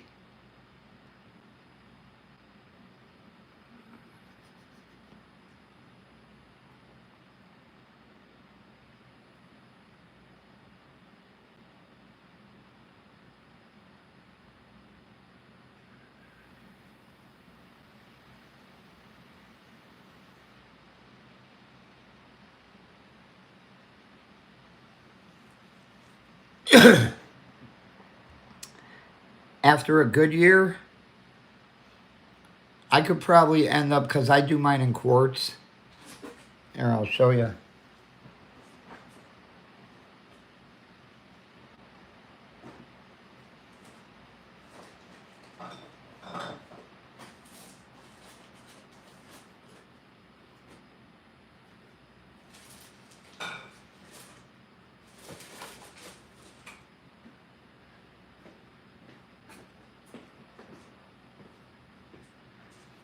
After a good year, just let me zoom that out a little bit.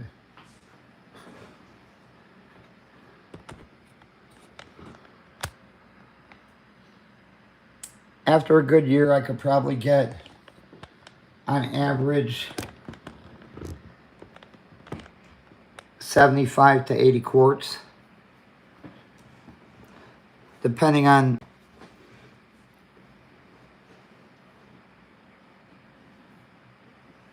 how good the nectar is.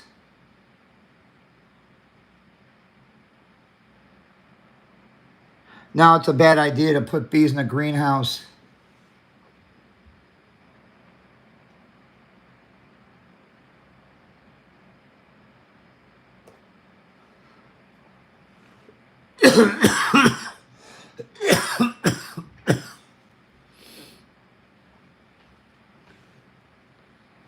I mean, you can put bees in a greenhouse if you're pollinating, but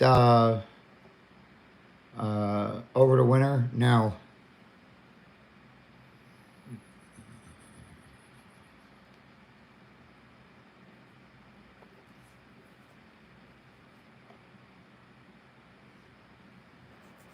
See, like Ian, a Canadian beekeeper's blog, if you watch him overwinter his bees, he puts them in a dark warehouse. Of course, he's got, you know, ventilation going through it and everything, and then once a week you could watch him sweep up the floor of the dead bees, and he's just got like piles and piles of them. Gotta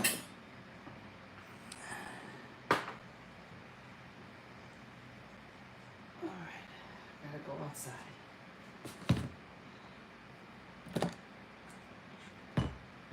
Oh, that's good. What?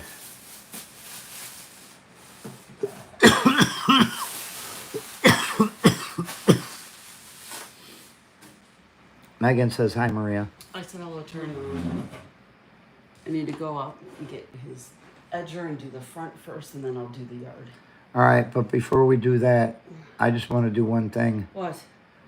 I need to straighten out that hive because it's leaning like this. Go ahead. Backwards.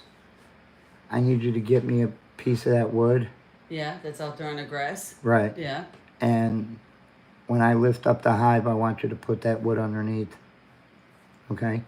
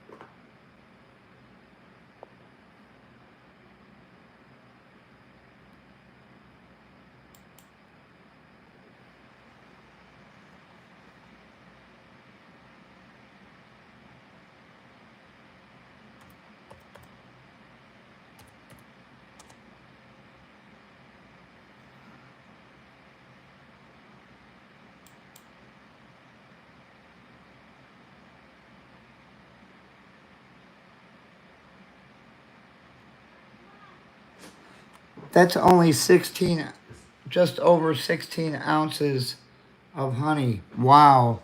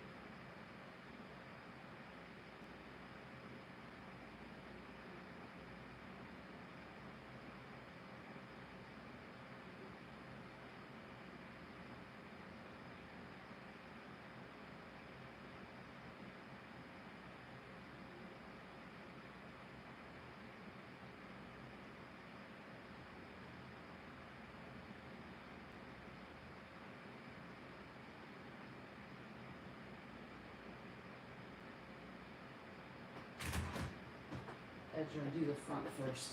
I think And I'll do the back in a little bit. I think before you do the back, Yeah. put a bee suit on I'm going to. and the bee gloves. Thank you. All right. That was my intention.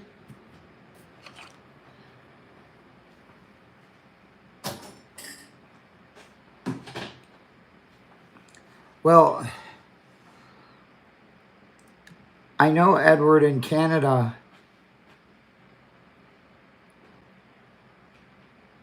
that honey is regulated and it's all got to be sold through this one company.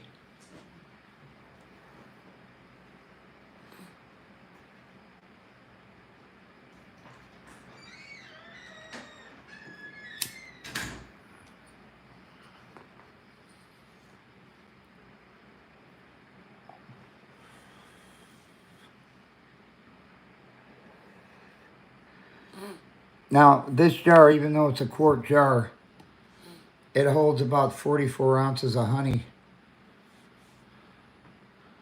What is 44 ounces to?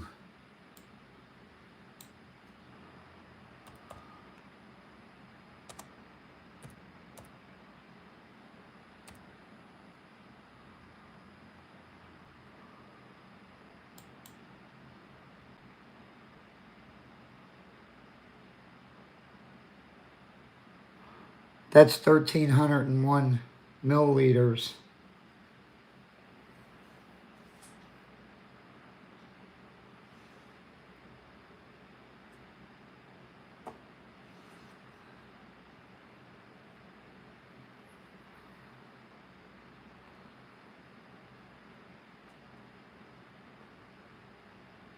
But then again, mine is raw honey too, so there's a difference between raw and processed.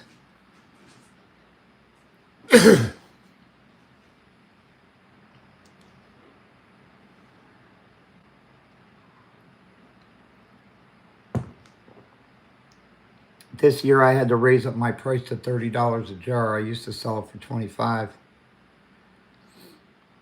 But I mean, I was paying between $7 and $8 for a 25-pound bag of sugar from Walmart. And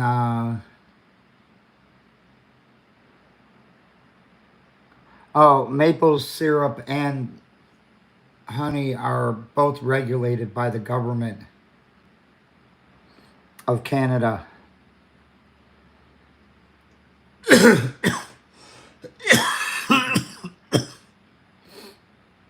Like Ian, he can't sell any of his honey on his own. It's all got to be sold to that one company. What's the company name? I'll tell you. In fact, let me bring up his channel.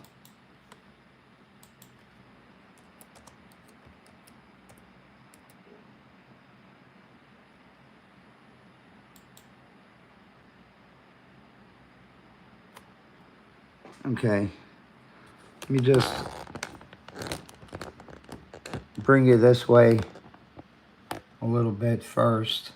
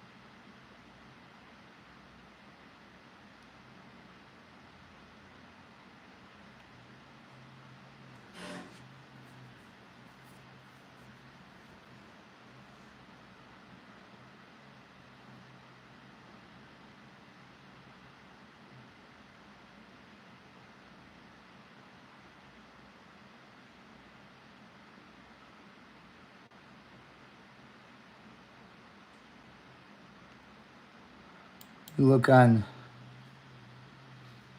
Yeah.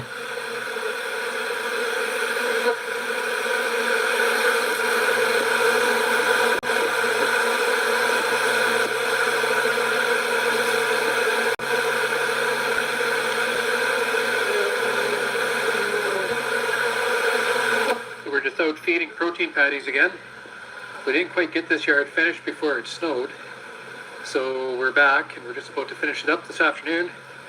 So these hives have had a few days to chew on these patties. As you can see, they're drinking down the syrup. Just take a peek here to see if they're eating the patties.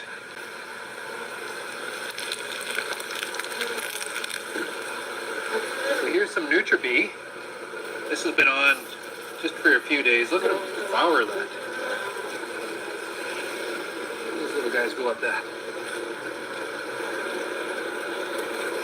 This is one of my favorite protein products.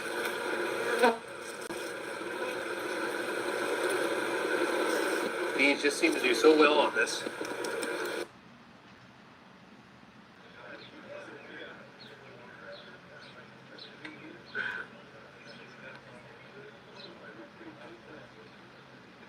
Are you giving it a second thought? Just gotta get ready. I'm afraid you have to do it now. Ian, I heard you gotta kick the hive a lot. Yeah.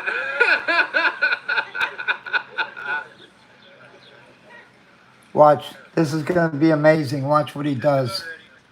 We need patience for this. You or the bees? Both of us. Just need to cycle stuff up a little bit.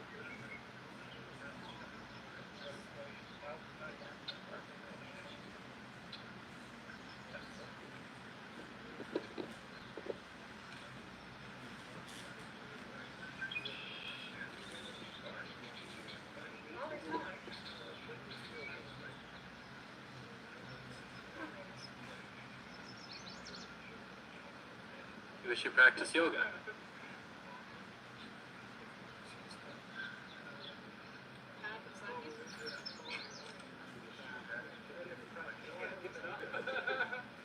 we go.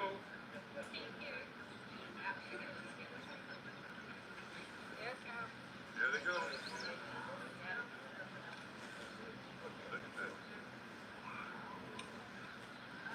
There's a bee on your face. Your brother is really wanting to do this.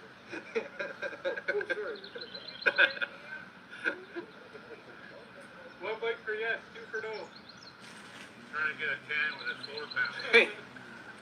Mighty Python, yeah.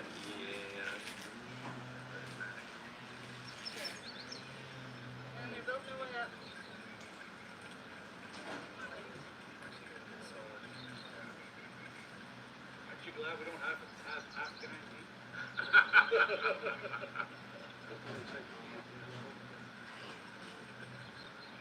Oh, geez, Carrie.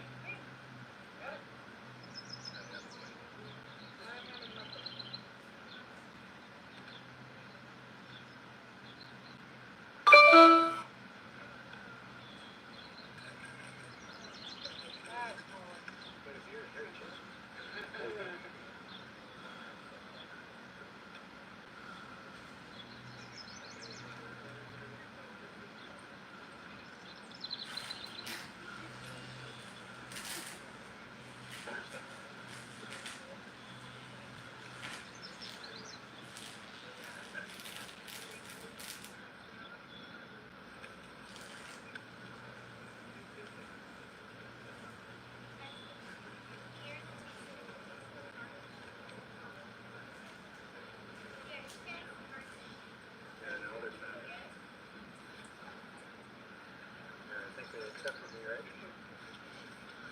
They've accepted you as their leader. I know.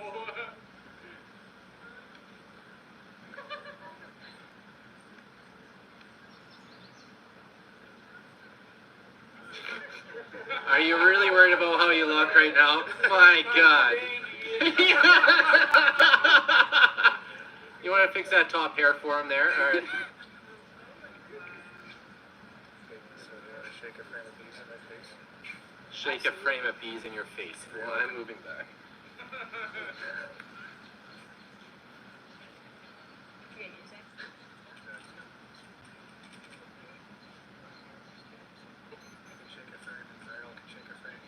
Real, you want to shake a drink?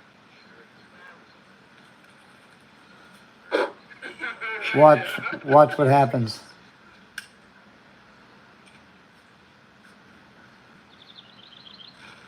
Oh, Jesus.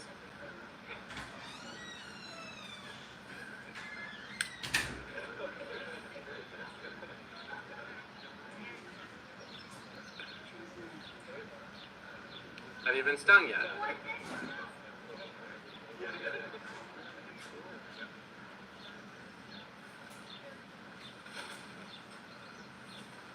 That's fun. Do another, do another. That's enough bees, right? I think that might be enough. So tell us how it feels. Are you not live anymore? Gathering on my chin. Yeah, I am. Oh, They're okay. clustering, so they're hanging on with their little feet. Oh, really? And it feels like every one of those feet's like a little electric shock. Oh, that's The awesome. more bees are gathering on, the deeper they're digging into my skin. That's how it feels. Sounds good. How does it work? Yeah, I know.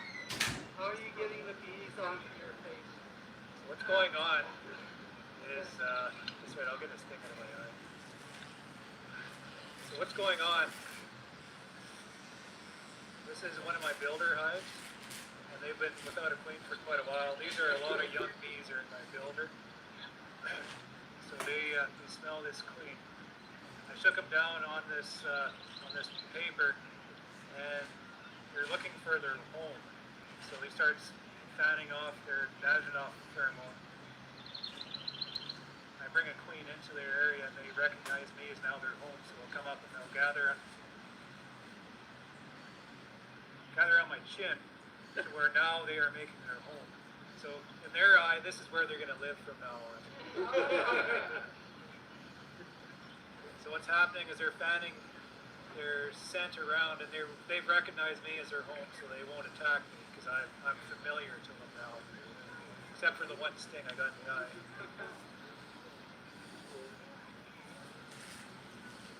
Well, the structure they're building is actually the equivalent to how they gather on a swarm. Right, right. So does it really feel like electrical probes going in your skin? Yeah, it does. Somewhat painful or not? Feels like stings, but not stings. Okay. I guess we'll see. And you plugged all your passages, and have you put some kind of Vaseline or anything? I plug my nose and my ears because I don't like getting stung inside the nose or in the ears. And I've coated underneath my nose with Vaseline, and underneath my eyes with Vaseline, because they don't like to walk on Vaseline. So what prompted you to do this the first time? Me. Be honest. Just because I can. So how many times have you done this? This is the second time. The last time? It's just actually really fun. That's what you call bonding. Yeah.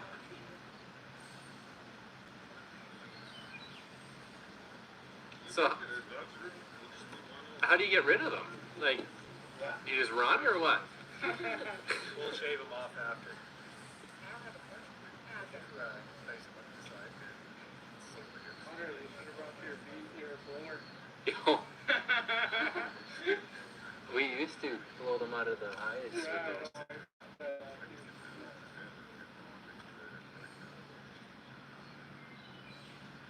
So what's the goal? How long are you going to do that?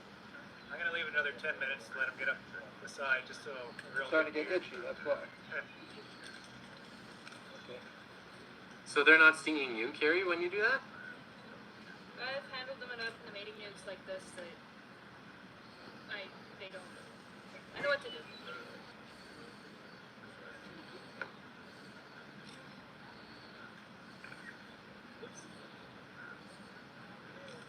Well, you're being.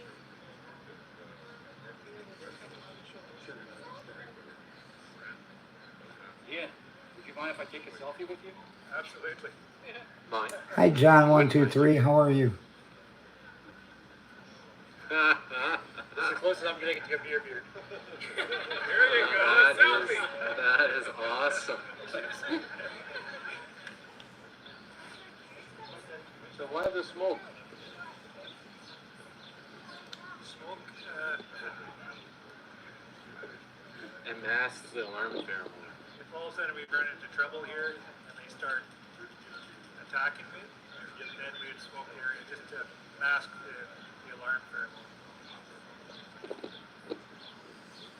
So I was hoping not to use it.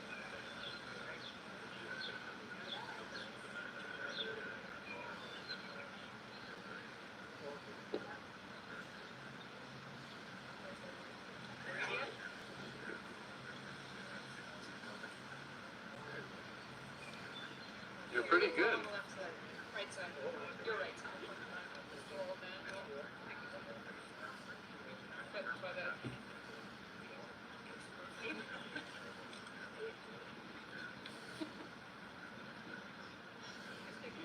You're looking very hillbilly.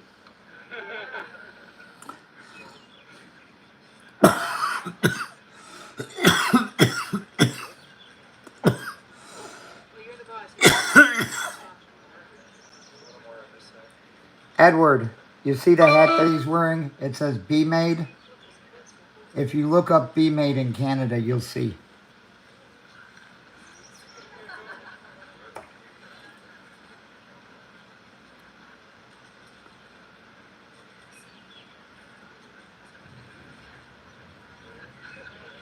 Definitely a good lucky.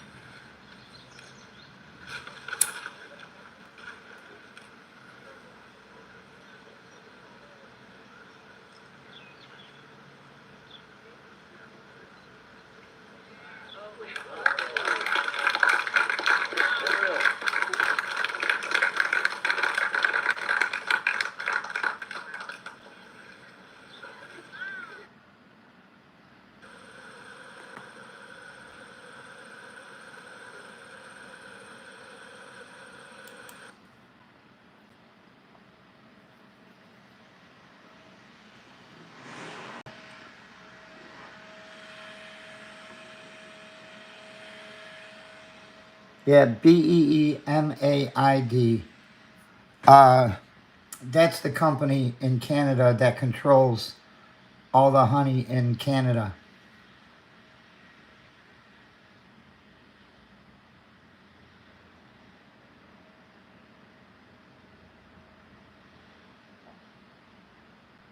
Why is he doing that? Because he can. Because he knows what he's doing.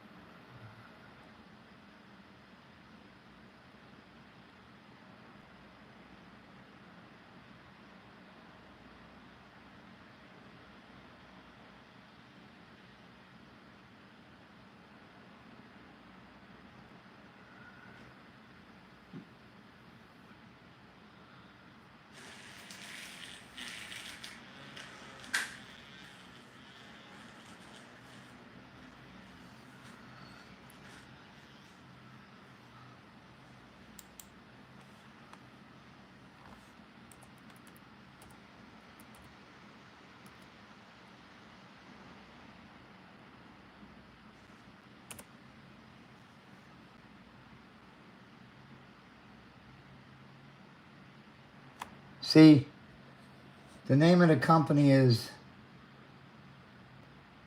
Be Made. It says Be Made Honey Limited, proudly owned by Canadian beekeepers. No, it's not owned by Canadian beekeepers. It's owned by the Canadian government.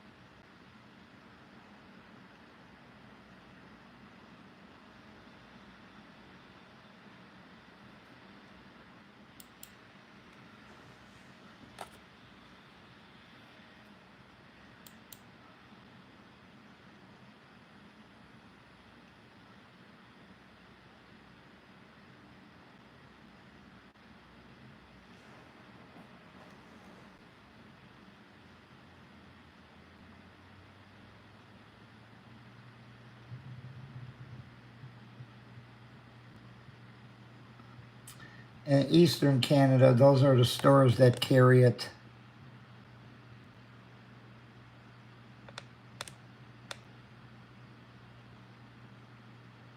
Cello, Price Chopper, Food Town, Maxi, Clover, Farm, Foodland, Value Mart, Loblaws, Fresh Mart, and Atlantic Superstore.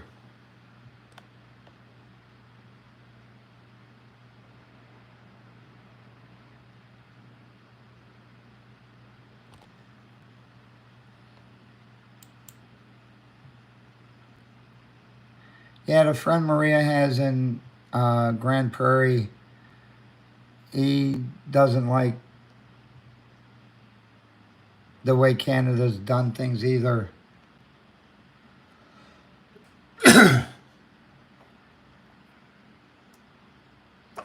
He owns like 3,000 acres out there.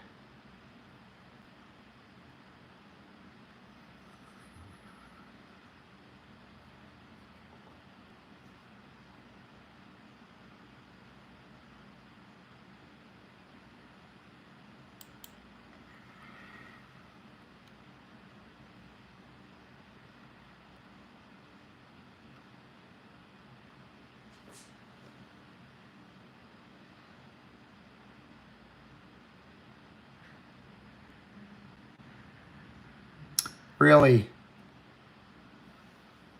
Yeah, I've seen what they do to people in Canada who try to sell maple syrup on their own.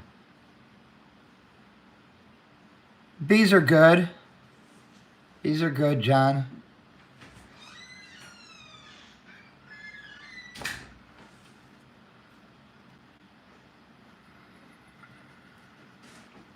All right.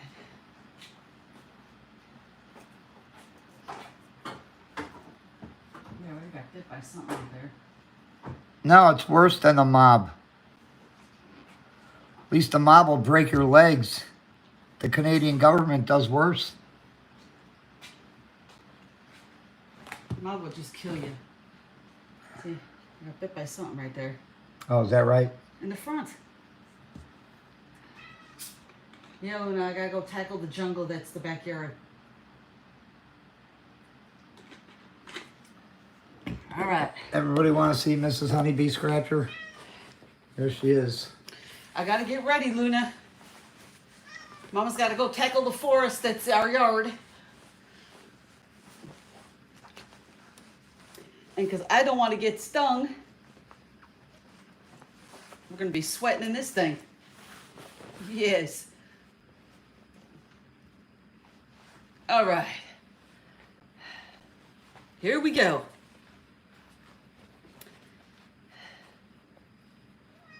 Meow. Mama's gotta go cut the yard, Luna. That thing itches like crazy now. Oops. We're getting ready. Edward Iceberg says hello. Hello, everybody. I'm suiting up. Hi, baby. No, we don't have a killer bee problem. What's your name, you sweet girl? Besides, I wouldn't mind owning some killer bees. All right, Mama's got to go outside now. And I'll tell you why. Because killer bees, they produce honey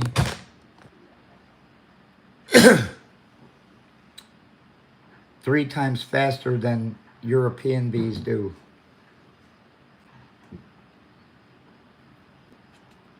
She's not doing anything with the bees. She's just going outside to cut down the grass and stuff. But with the bees out back, they don't like these machines.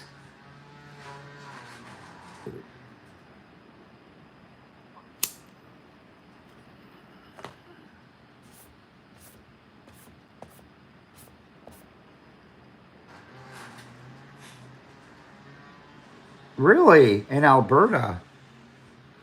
Well, you know, they are adapting to colder climates, so I'm not surprised.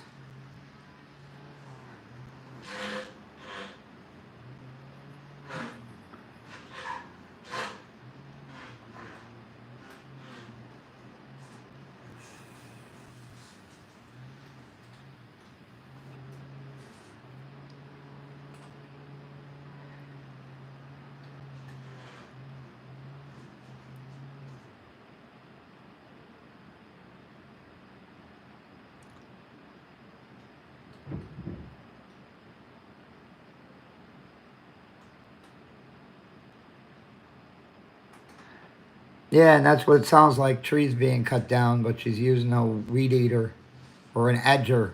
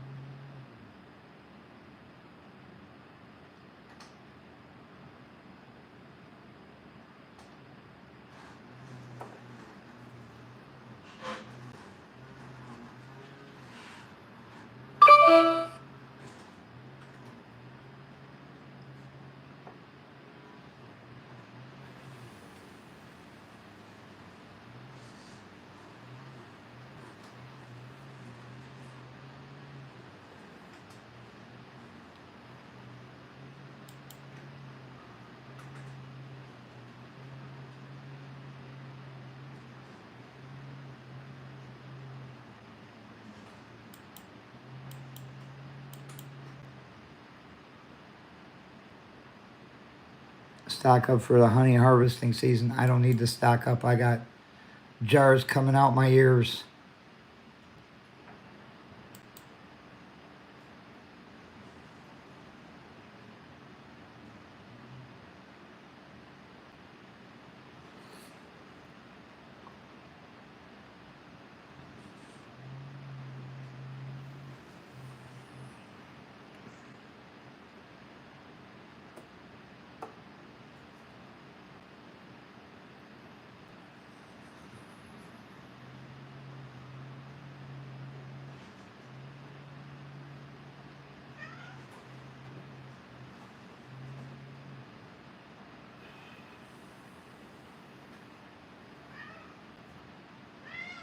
What?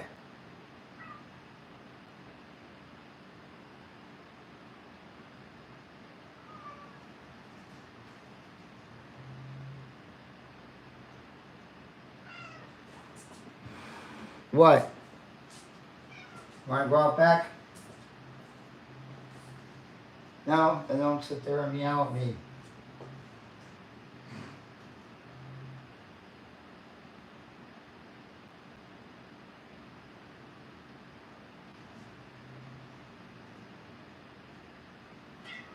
What?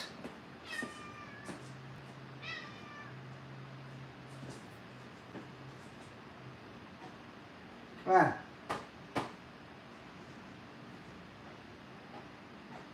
I don't know what you want.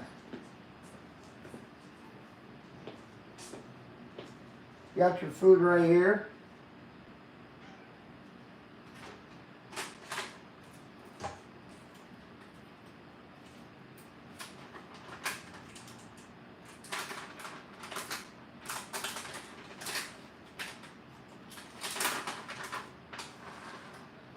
You're gonna like it. I'm gonna stick them in your food. There you go.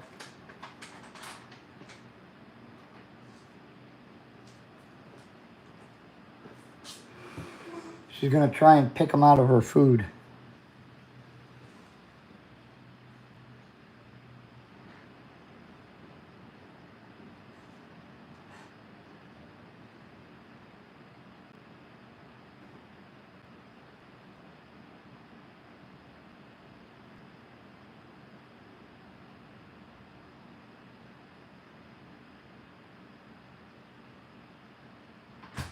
Hey, Craig. What's the matter? Battery's dead. We got more batteries. I know. Let me put this one on charge.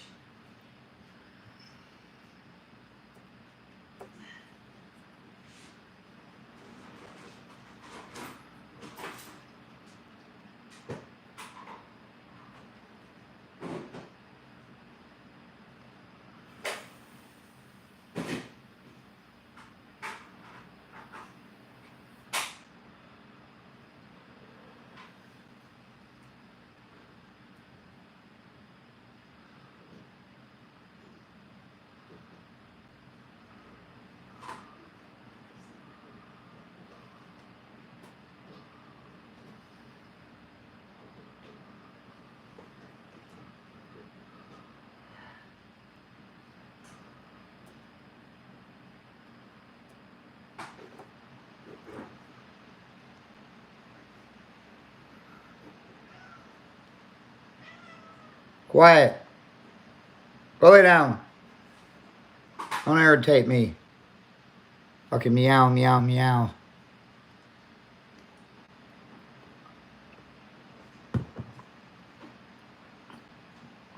She didn't like I threw her treats in with her food. Why'd you give her that crap instead of pate? Because we're out of pate and I'm using what we got. She's gonna have to eat it. Whether she likes it or not. How can we be out of pate? She ate the whole thing. What do you expect? She give you what's there. Ain't gonna kill her. She don't like it too bad. I got all this food right here. And this thing and that thing. She can eat that. She don't like it too bad. I don't care.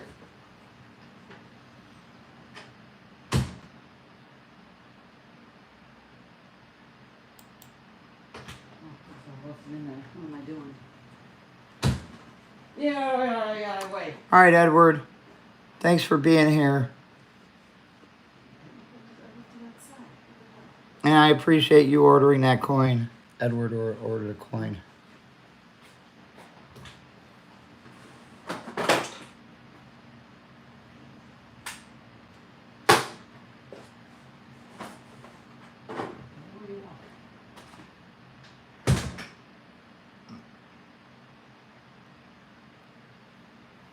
Oh God, you see how many jars we got in the garage and cases of it, and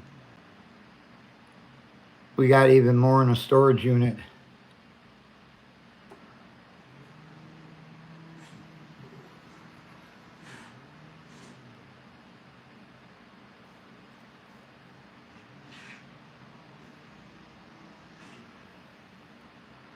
Oh, I'm not even going to bother her for any lunch. Fuck that, not in the mood she's in.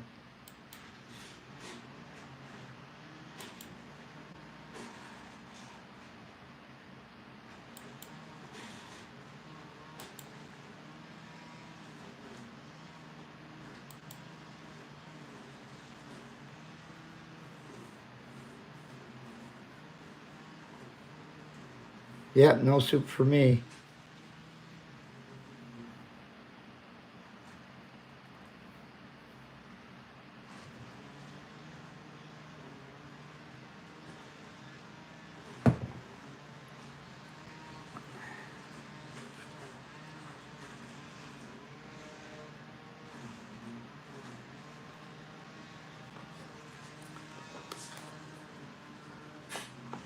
Let me see how she's doing.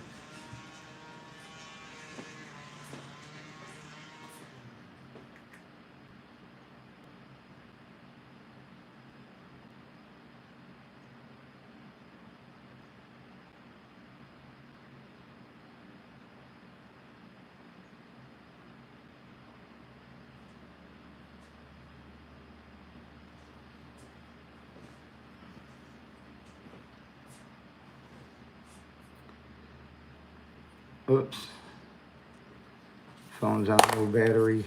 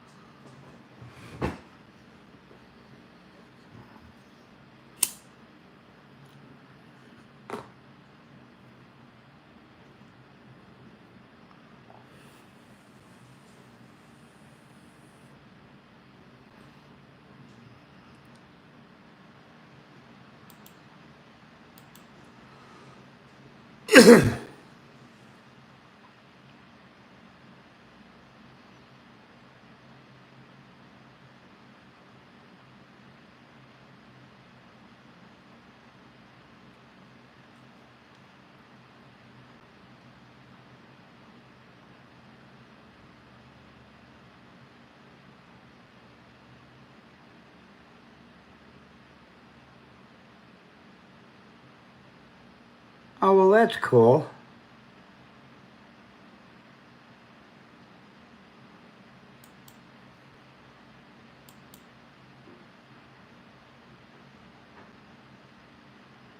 I see Chantra's live.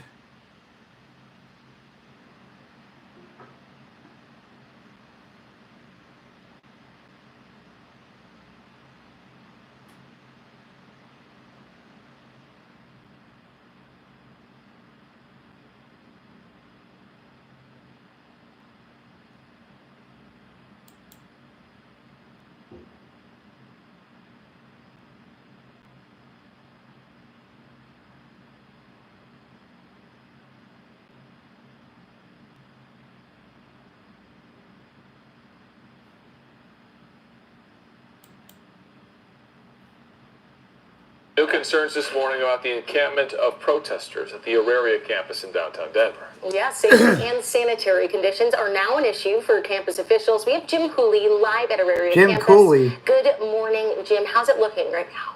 Oh, Hooley, not Good Cooley. morning. Safety and security has now become a big concern according to campus officials here at this encampment. The encampment itself is about the same size as it has been for 2 weeks, but there's growing concerns as well as about who exactly I swore are the she people said who are camping Cooley. here. Are now an issue for campus officials. We have Jim Cooley live at Auraria campus. Good morning, Jim. How's it looking right now? Nicole, good morning. Safety and security has now become a big concern according to campus officials here at this encampment. The encampment itself is about the same size as it has been for 2 weeks, but there's growing concerns as well as about who exactly are the people who are camping here now. Here's the very latest that we have from Auraria for you on this Friday morning. Campus officials now say that they're becoming increasingly concerned about the possibility of weapons here at this encampment. They believe some protesters may be armed with baseball bats and pieces of wood and lumber that could be used as weapons. The campus is now officially calling this encampment an occupation, but the protesters say that simply is not the case. Calling it an occupation, I think, is a blatant, obvious escalation to try to get us, to try to make it seem like that we're, don't know what we're doing. We continue to have those dialogues to hopefully come to a peaceful resolution, although up to this point, all of those dialogues have been met with resistance. And also this morning, the campus is charging sanitary conditions have deteriorated in and around the camp, and they're concerned about human waste on the property.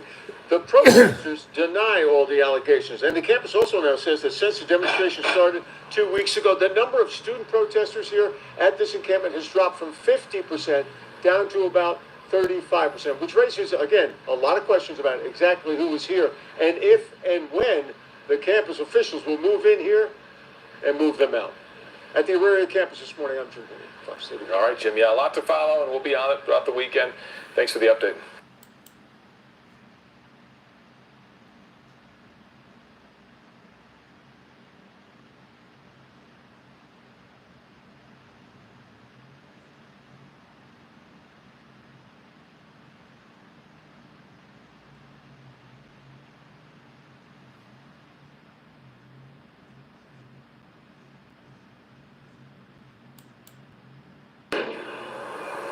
I'm not ready to do all this.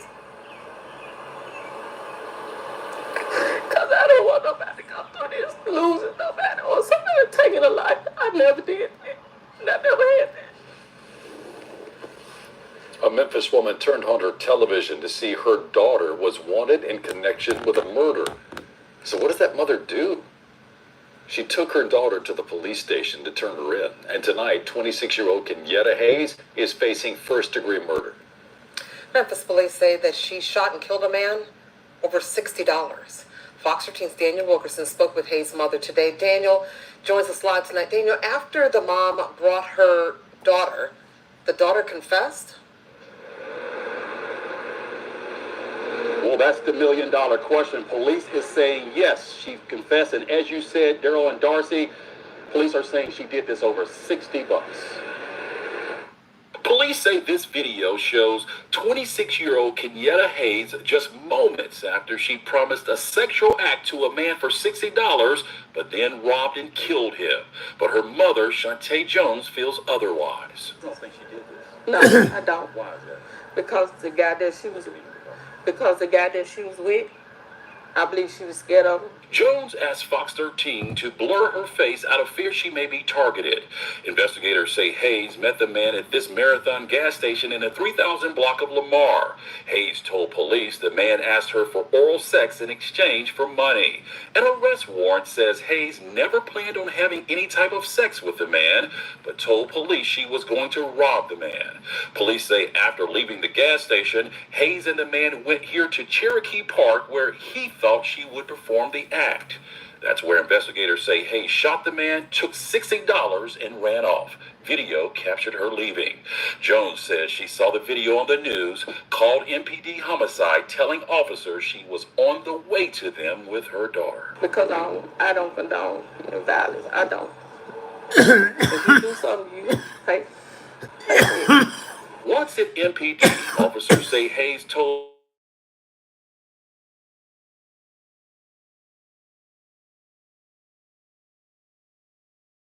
her and her boyfriend 2 combo meals, and she had $13 left.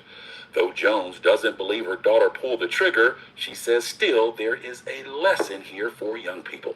You need to think about your actions. You need to think about what you're doing before you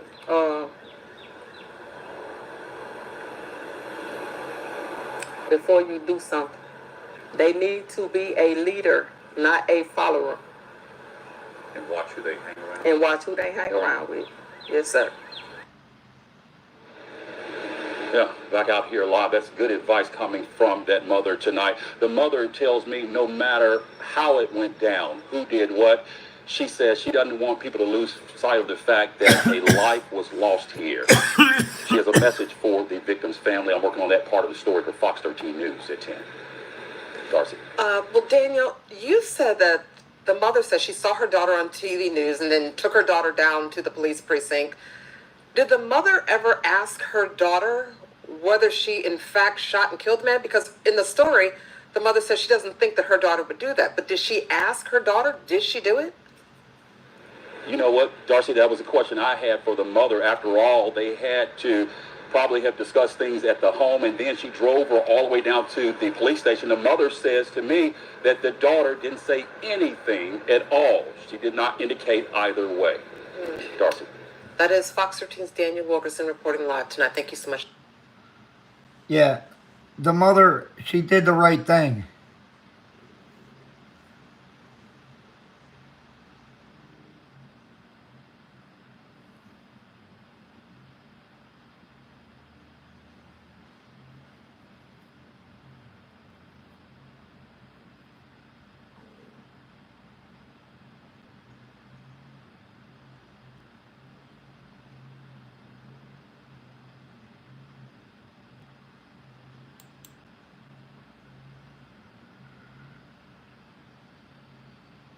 She didn't handle that case, so the state agency took a second look. But a month later, DFACS leaders told I-Team reporter Johnny Edwards they stand by their decision. Johnny? That's right, Russ, and former DFACS supervisor Alexandria Arma stands by her side of the story, too. The state fired both her and the case manager, saying they mishandled a prior complaint about the family about a month before Syra Barros died. Arma spoke out in her own defense after that decision. With the agency not budging, she's speaking out again. I didn't close the case. DFACS is placing blame on Alexandria Arma for something horrific. For mishandling a complaint from a school to the State Division of Family and Children's Services that might have saved a child's life. Next case, State versus Clear Mendez Barros. This defendant told school staff that the victim child, who was 7 at the time, had demons in her because she was born out of wedlock. Instead, that complaint currently bungled the child. We have to ask, do our case managers really understand the significant import, the significant danger when a parent or a step-parent says that child is a demon, that child is possessed? And a little more than a month later, the violent death of 8-year-old Syra Barros, seen here in her funeral announcement. Allegedly at the hands of her stepmother, Natiela Barros, and father, Claydeer Barros. The co-defendant, the wife, struck the child 10 to 20 times on the back of the head, neck, and arms with a wooden rolling pin. Claydeer Barrios arrived home and saw the unresponsive child.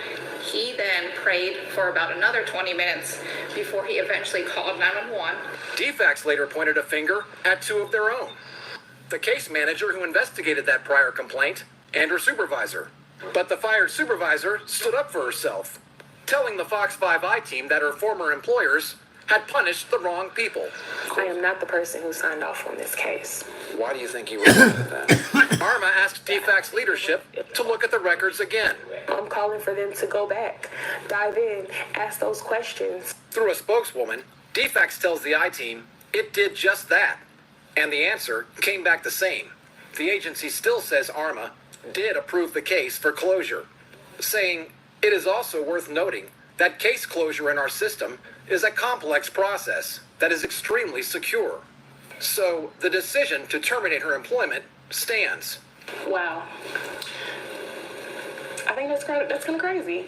I'm very disappointed in the way that, DFACS has spun this. With Arma insisting she had nothing to do with closing that earlier case, that she was actually in training south of Atlanta at the time, we asked DFACS for some proof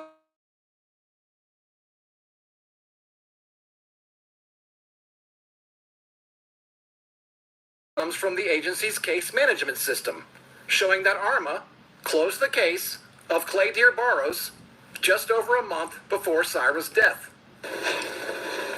I can't believe this is what they produced to you. So what do you think this is? A copy and paste, a cover-up. Literally a cover-up, a Word document. So what you're saying then, it was that DFACS basically concocted, fabricated a record, and gave it to Fox 5 to cover up what they actually did. Definitely. Arma, a single mother with 2 sons, spent 7 years working for DFACS and had just been promoted to supervisor in October. She said she's already found a new job in a leadership position in the medical field. So this isn't about getting her job back. She says it's about her reputation. And I feel like it's going to come out, the truth. And I would like an apology. It goes a long way. Arma told us who she suspects actually closed the complaint, and it involves people in higher positions with Gwinnett County DFACS. We reached out to some of them, but received no response. Syra's parents remain in jail without bond, both of them indicted last month on murder charges. So do we know where that one line of data came from? And does that really prove that Arma was the one who closed this case?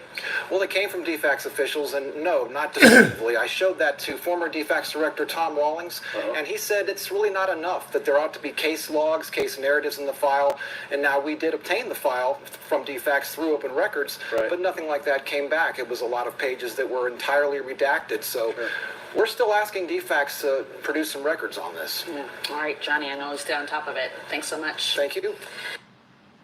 Yeah, you stay on top of it.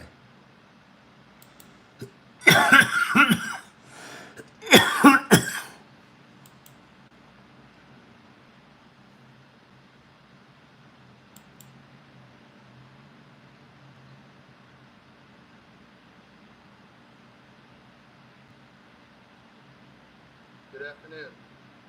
I'm Eric Aiden. I'm the Sheriff of Okaloosa County for the Okaloosa County Sheriff's Office. A few moments ago, I personally met with Mrs. Fortson and the Fortson family, extended my deepest condolences to them. And this result, yeah, I saw the video on this one. I'm also thinking about our team here and the deputy involved in the tragic event. I'm here this afternoon to further assure Ms. Fortson's family, our dedicated team, and community we serve, and the broader public, that we are doing what we can to ensure the facts of this case are fully understood. To that end, I've asked the Florida Department of Law Enforcement to handle the criminal investigation that is required under these circumstances. It is important to note that while this is a criminal investigation, no determination has been made as to whether the deputy's actions were justified or not. Here in Okaloosa County, we pride ourselves in our commitment to transparency and accountability. These investigations take time, but I want to assure you that we are not hiding, covering up, or taking action that would result in a rush to judgment of Mr. Fortson or our deputy. Yeah, why don't you show the video? Show the video. Show the video.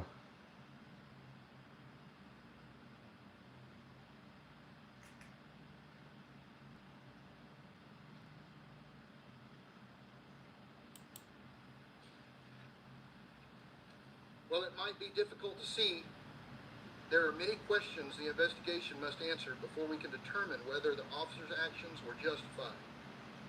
Again, we are committed to the transparency and look forward to FDLE and the state attorney's report. We are aware of a press release and other comments that falsely state our deputy entered the wrong apartment and imply that they burst through the door into Mr. Fortson's residence.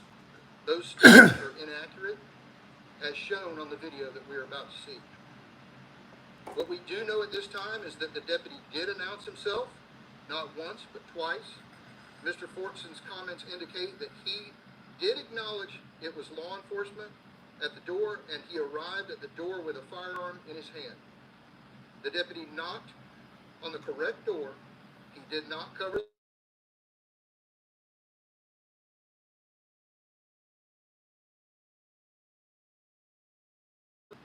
We simply want to assure the community of what is known at this time, for the safety and for the safety of our deputies and for the community.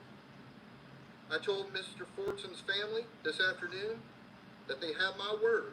If this shooting is found to be unjustified, their son's name will be fully vindicated and justice will be served.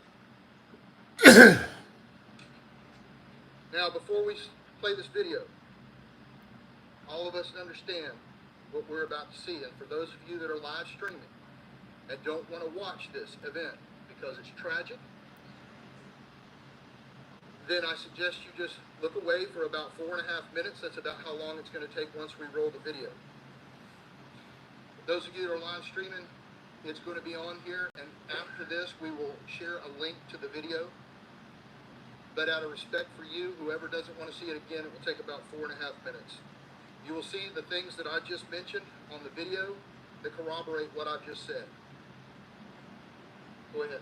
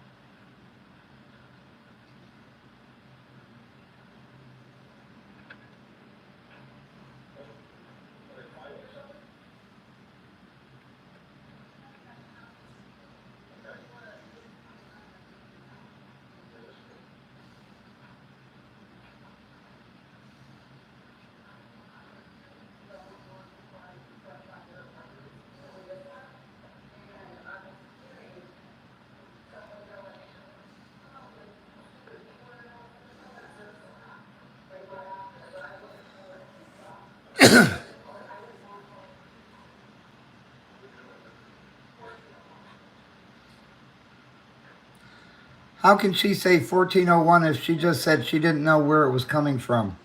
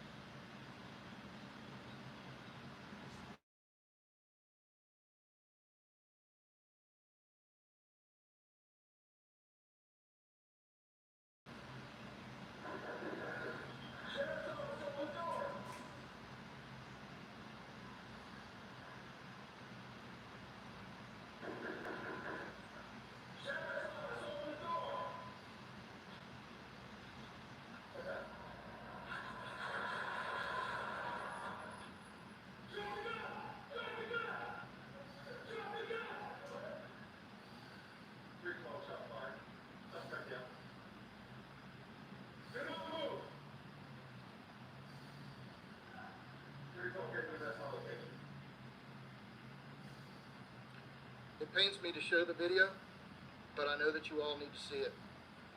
We look forward to FDLE's findings and the final third-party review done by the State Attorney's Office. We know you have many questions, as do we, but we are confident in our state's agencies' abilities to investigate the facts, no matter where they may be, and we are prepared to take action that is required to best serve our residents, the military community. Yeah, he was executed. Transparency and accountability have been our top priorities from day one. We will also be distributing the link for your reporting needs, and when we have more information, we will share it. Until then, I must respectfully ask that you direct all questions to the investigative agency, the Florida Department of Law Enforcement. Personally, I want to add that it's been my life's honor to be your sheriff. That service extends to all of our citizens, military, visitors, and the deputies that I lead. You are all important and valued to me as your sheriff. I know we will come to a resolution in this matter, and I thank you from the bottom of my heart for your patience and understanding as we go through this. Please remember the Fortson family, and please remember our family in your thoughts and prayers. This concludes the press conference.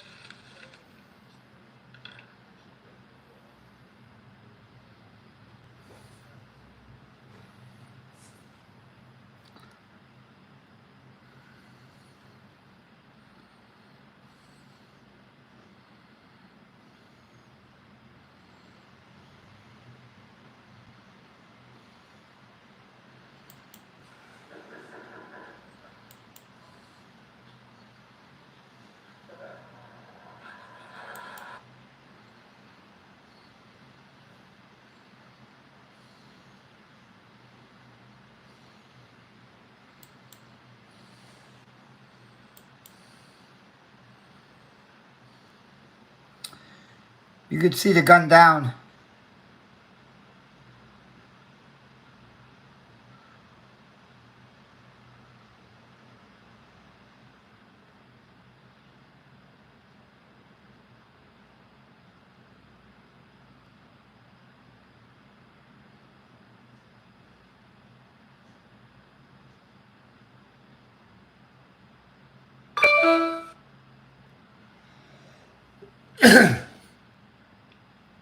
And you know what?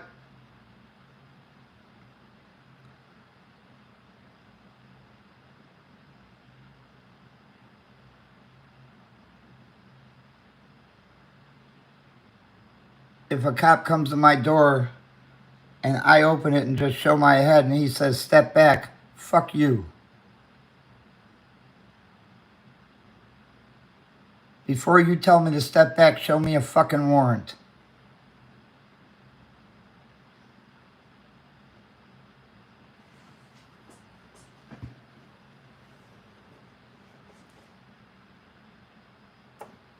Then if he tries to push his way in, that's when I'll fire.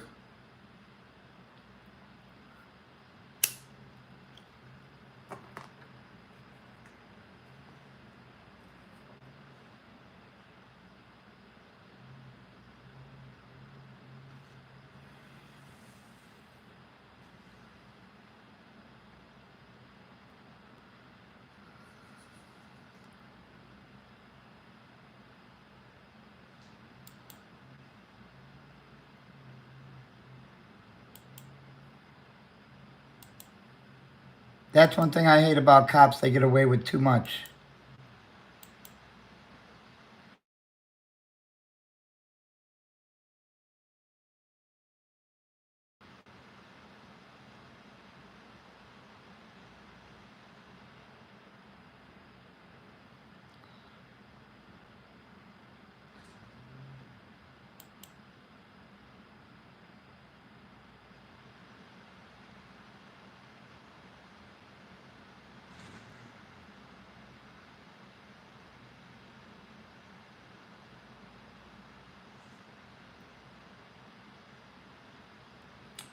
And that is the same police department, or I should say sheriff's office,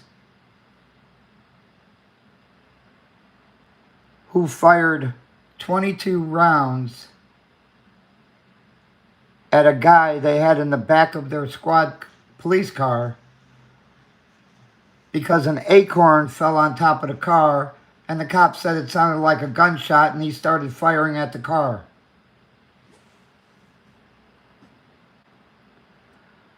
Fortunately, that man wasn't hit. He's now filed a lawsuit.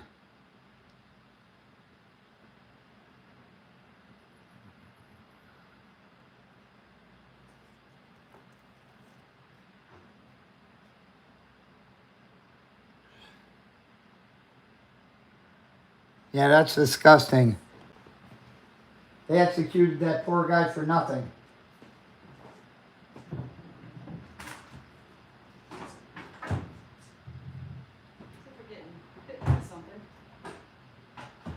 Oh my God, look at your arms. What? They're all full of Greek. Well, that's bad one right there. How does that look? A lot better? Yeah, it looks a lot better. I'll help you with that, so come on in. I gotta get that chopped off with the... Come on in. Why? I'm not done yet. What do you got to do?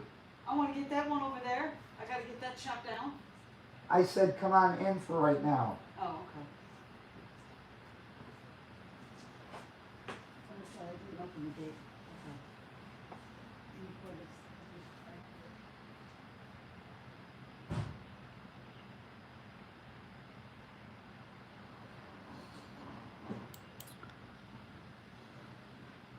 here. The Okaloosa County Sheriff's Office today releasing body camera footage showing the moment a deputy shot a Hobart Field airman.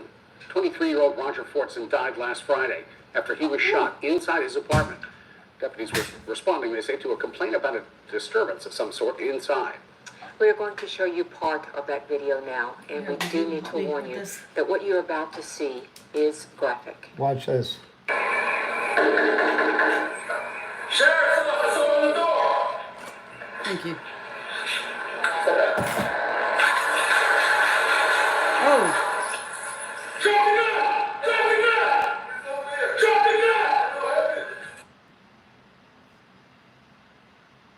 The family maintains the deputy who shot Fortson never identified himself when he arrived at the apartment. Civil rights attorney Benjamin Crump now represents the family, along with attorneys from the Levin Papantonio Rafferty law firm in Pensacola. They held a news conference today. Is that guy dead? The Okaloosa sheriff later held his own airman. press conference to address the shooting and release that body camera Why video. did he shoot him? We have team coverage tonight. Tanner Stewart was with the Fortson family. Because he had an AR-15 at the ready. Tanner Fortson's The ready mother means it's and her down. attorney say He there are didn't still know who was a lot knocking of at his door. questions. And that's right, Sue. Mika Fortson described her son Roger as the light of her life, saying he was a standout in every positive way possible. Except now, she expressed today, she doesn't feel his true story is being told. They just said, oh yeah, he shot up. He shot up. Our baby was shot up. He was shot 6 times. Oh, shit. Emotional at times, Mika Fortson stood tall when speaking of her son Roger. She says the 23-year-old senior airman was their protector. My baby was my everything. Roger was my third son. Where we come from, you don't end up where Roger ended up. Roger wanted to show a 16-year-old brother and making a fool of himself. Roger wanted to show his mama that raised 5 kids that didn't know where credit was, how to have something. Roger Fortson was the best America had to offer. He was a patriot. He was a U.S. airman. I agree. Special ops. Damn it, man. I mean, ops, he shit. was fighting for our way of life. Attorney Ben Crump insists police busted into the wrong apartment, saying they know there were no disturbances. Police were called to the Elon apartments after the leasing office complained of a disturbance between a male and female. Crump says Roger was alone. He had been playing video games up until 4 o'clock, had only been home for 30 minutes. His girlfriend reported that when she called him a little before, around 3, that he was playing games, he would be home at 4, and he would call her when he got home. And that's exactly what he did. He was just in his apartment minding his business. And then around 4:30, this cascade of tragic events started to take place. It wasn't a gun exchange. He never fired a weapon or anything. He respected authority. Had he known they were the police, there is nothing in his background to say that had he known they were the police, he would not have just opened up his apartment. What happened next is at the center of debate. Crump says police didn't identify themselves. He says Roger's girlfriend was on a FaceTime call with him at the time. She talked about how he went to the door to look through the peephole, but it was as if somebody was covering up the peephole so he couldn't see out of it. And he kept saying, "Who is it?" And how he went and retrieved his legally registered gun as a gun owner to protect his house, and how he was walking back and the door was open, and then how she said that she just heard shots. Pensacola attorney Brian Barr says Roger's family deserves to learn more on the case, and they'll continue fighting until they do. And his home, from his perspective, is broken into. We're not saying that. I mean, you don't hear that narrative. His home was broken into. It doesn't matter who it was, who broke in. He has the right to protect his home. We want to know what happened. We want the mistakes to be owned. That's Here, one thing I want to show you. Okay. All right, first, Good afternoon. I'm Eric Aiden. first, listen to this. All right, all right.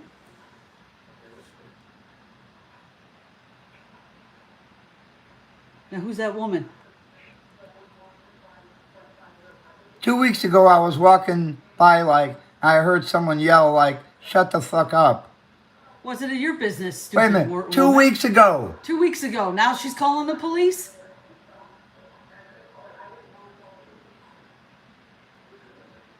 What is it of your business what's going on in somebody Wait a else's minute. apartment? She says here, I just listened to that.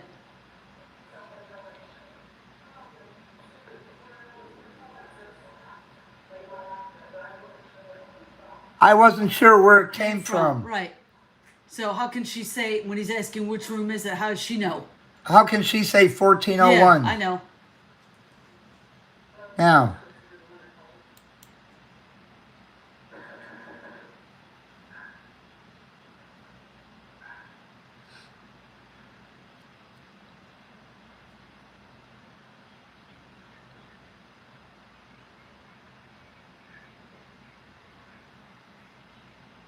he knocks and then walks away from the door. Never announces himself. Never announces that he's a Wait. police officer. He looks out the peephole. Doesn't see anyone. Right. So he goes back. Inside what he was doing. Right.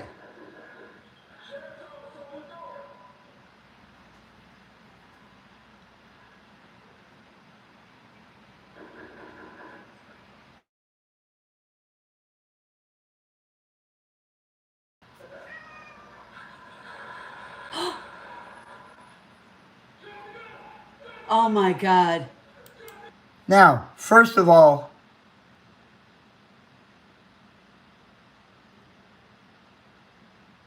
when he said step back, Yeah. I would have said, first of all, I wouldn't have opened the door that much. I would have just poked my head out. And if he'd have said, step back, show me a warrant.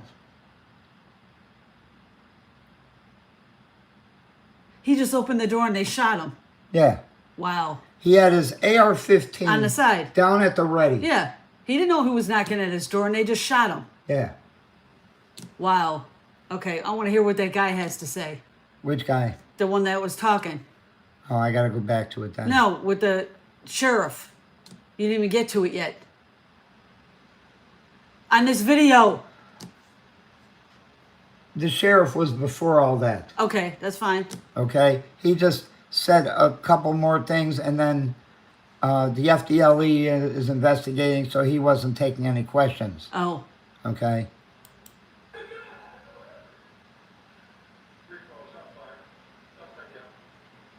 Suspect down. That's his own fucking apartment, stupid ass.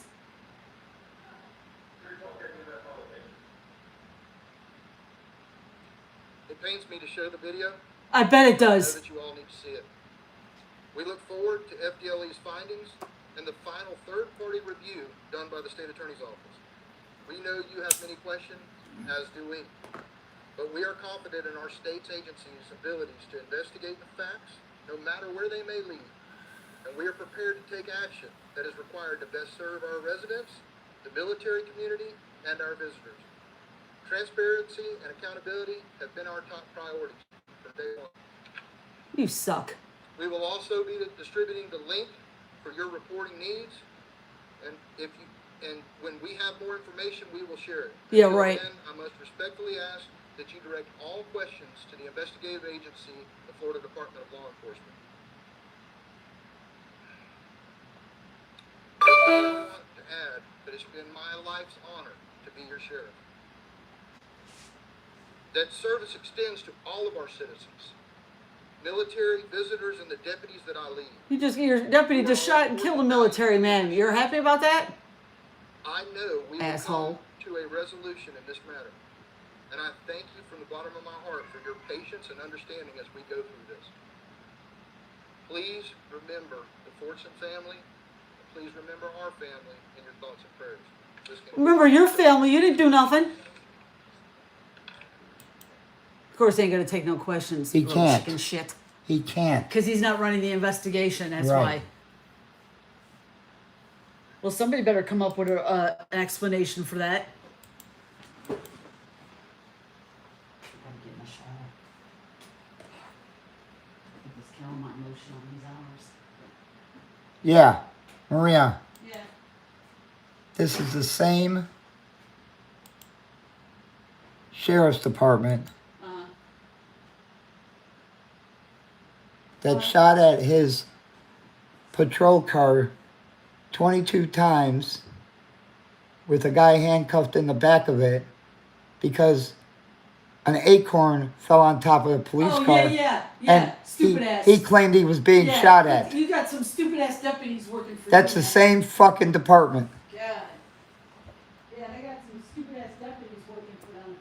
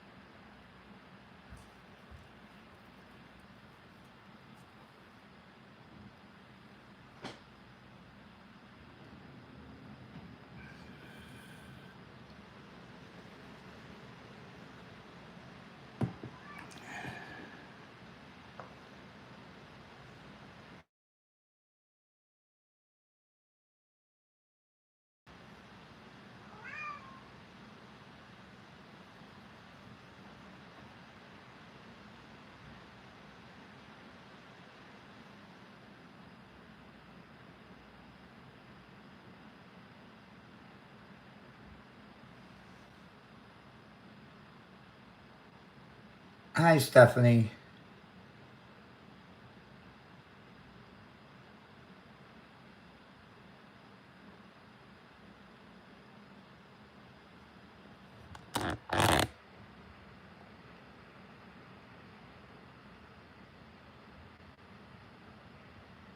Yeah, you're right, Susan.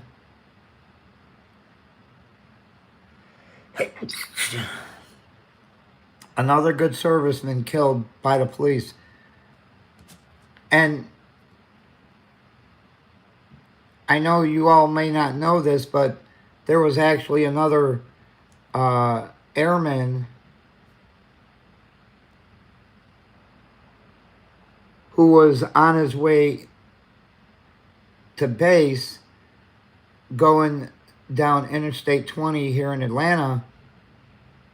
I can't tell you how long ago it was, who got pulled over by the police, and those police shot and killed him.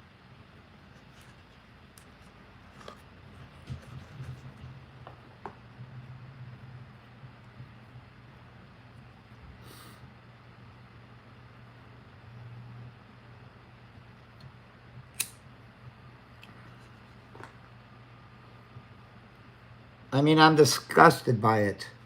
Really am. You're killing our fucking military. Our good ones.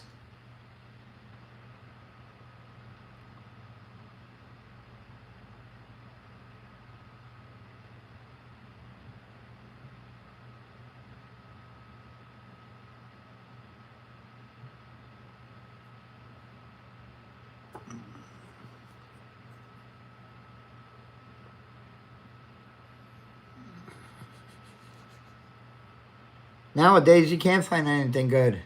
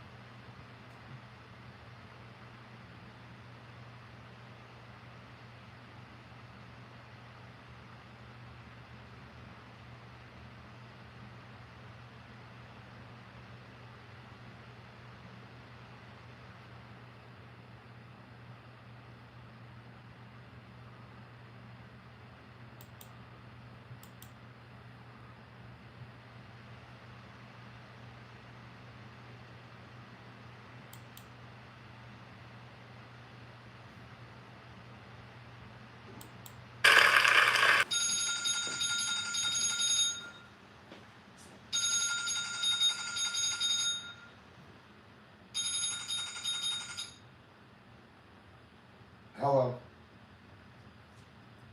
This call is for Maria Cooley. This is a very important and time-sensitive call from Central Management Solutions. Please press 1 to speak with a representative immediately about your account within our office. Again, please press 1 now to speak with the Central Management Solutions representative handling your account. Transfer.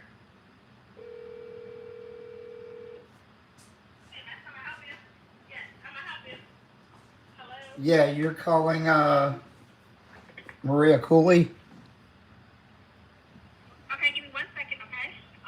1 second, I'm gonna pull the information up. Second.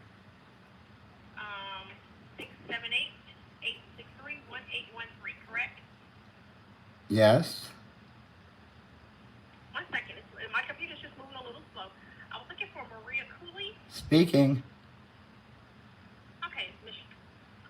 Cooley. No, not Mr. Cooley. My name is Maria. I'm sorry. Maria, I'm sorry, Maria. I'm sorry, Miss Maria. I'm showing the last full social is 0421. Yes. Okay, Miss Maria, this is an attempt to collect the debt. I'm showing that health matching account, like it is a medical account. There has been an office with an outstanding balance of $3,657. Well, why don't you do the proper thing and send it to me by mail? We've already sent the documentation, ma'am. That's why Parent, you see your phone call. apparently you haven't, because I haven't received anything. Okay. Okay. Well, okay. So Now, why I'm don't not you? quick to pay. So I'm always so why trying to don't see if you you? want to do the settlement. So Once so this place why? on the credit, So then why you don't want to you call go back. ahead? Why don't you go ahead and resend it? What'd you hang up on me for?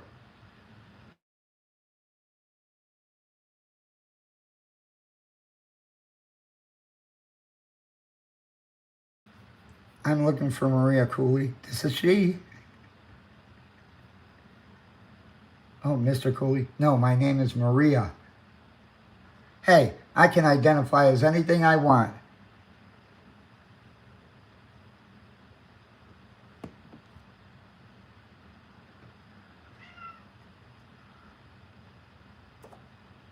That's how you take care of bill collectors.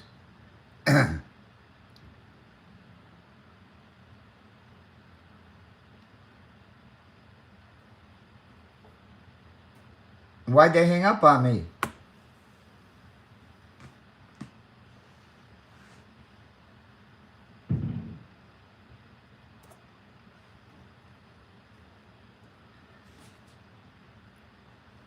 And all she had to do was say, would you like to settle that debt now? I would have said, yes, it's settled. Goodbye.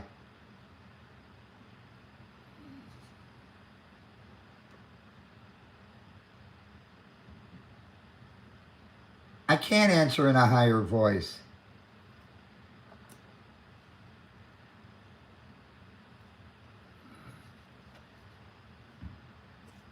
But hey, I could be anything I want. It's 2024. If I want to be Maria, I'm going to be Maria.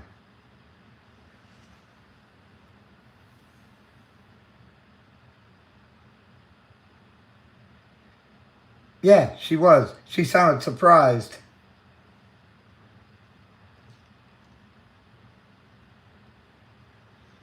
And then how dare she call me Mr. Cooley? Ma'am, my name is Maria.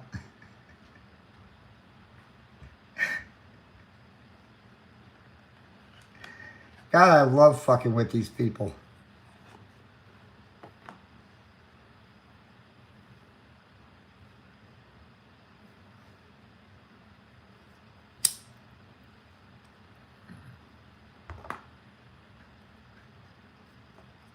Anytime anyone needs bill collectors taken care of, just let me know. I'll handle it. Go lay down. Don't you be sit there meowing at me. Fuck you.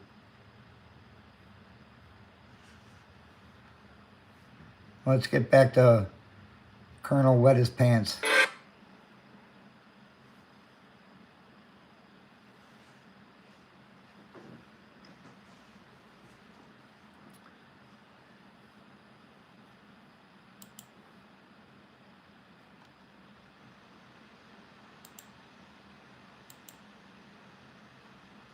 Getting closer.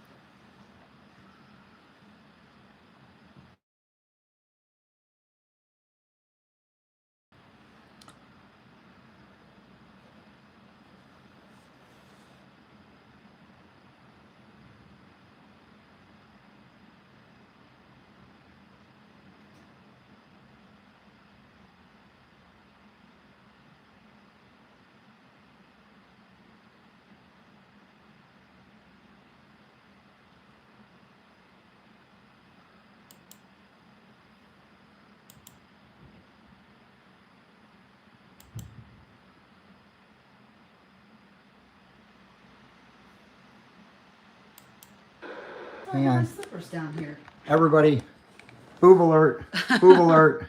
Yes. What? I'm coming. See what her shirt says? Concealed weapons, but my man prefers open carry at home. That's right. Hang on, Luna. I gotta find my slippers. I'm gonna get her slippers in. I'm gonna figure out where I put them. Hold on. Oh, Craig says I'm blind. who did? Craig. Oh my God. Mr. Oregon.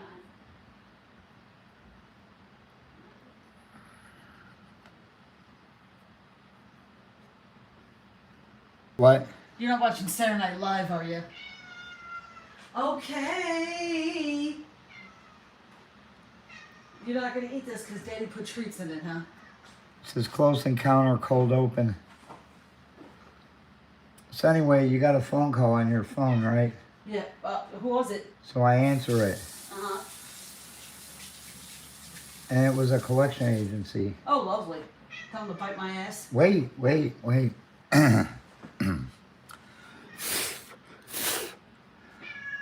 Okay.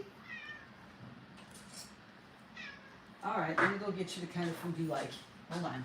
So she says she's looking for Maria Cooley. Uh-huh. I said, this is she. You didn't. I did. Okay. Ask Craig. Well, then what happened? And then she started to call me Mr. Cooley. I said, my name is Maria. Here you go on there. Try that for us. That's good stuff. Ah, she just sniffed it. That shrimp in there. Oh, look at her. She'll eat it when she ate the last time. She'll eat it when she gets hungry. What? What, is nobody giving you love? Is that what's in there? Oh, of course we need school. Oh, what? Nobody's giving you, Daddy not giving you no love? Huh? Yeah, Mama had to go out there. It's hot outside, Luna. And then she's trying to tell me about this $3,000 medical bill that you owe. Yeah, whatever. Wait. I'm not paying it. And I'm like, well, do the right thing and first send it to me by mail. Uh-huh. She says, we already did that. I said, I didn't get it. I said, talking, and of course I'm talking over her. Yeah, and of then course. she hangs up on me. Good. What do you want to eat? I don't know. Oh, neither. But I'm hungry.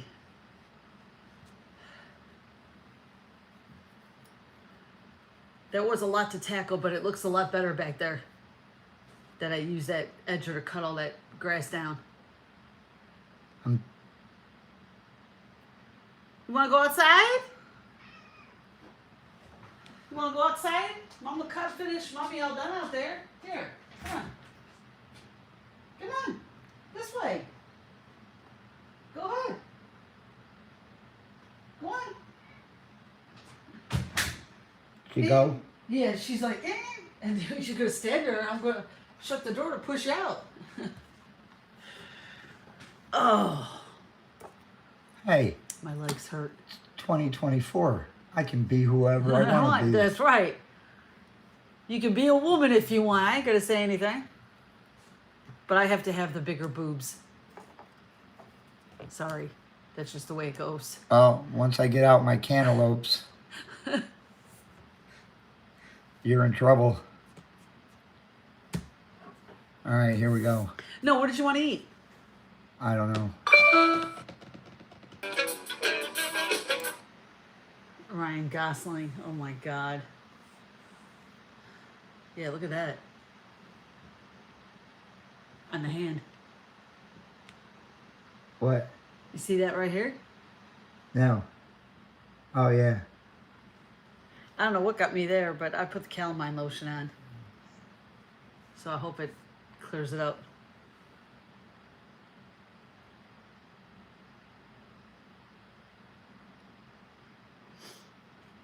You only got 6 people in here?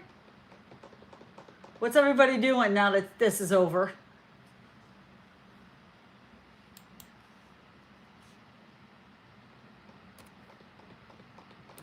Ha ha, Craig, you're funny.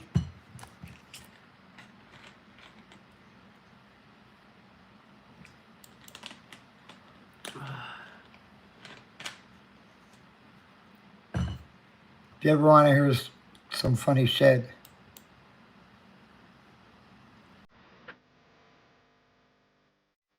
Megaphone.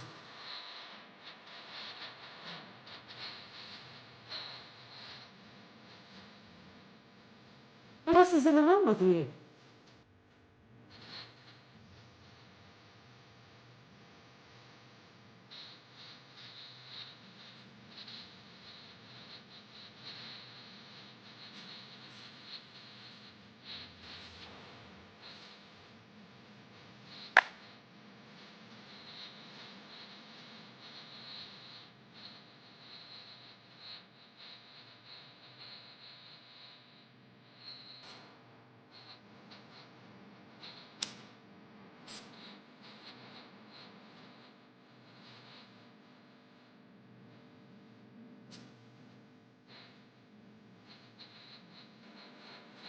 Oh, okay, Penny Finder. I hope you're having a good day at work.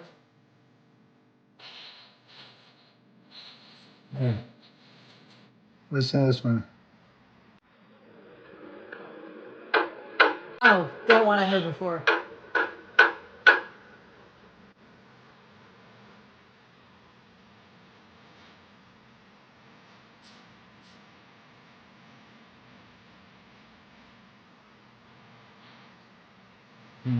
Sentence to you, the dose of syphilis.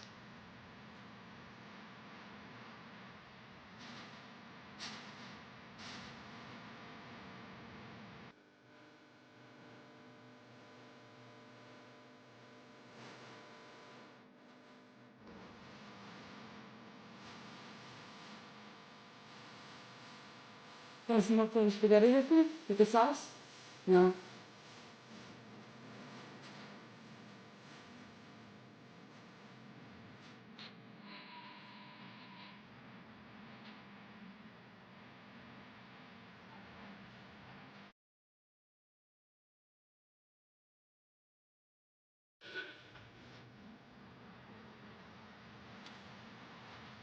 How come it sounds like Taylor Ramis? It is. Is that who that is? Okay. Yes, happy birthday, Craig.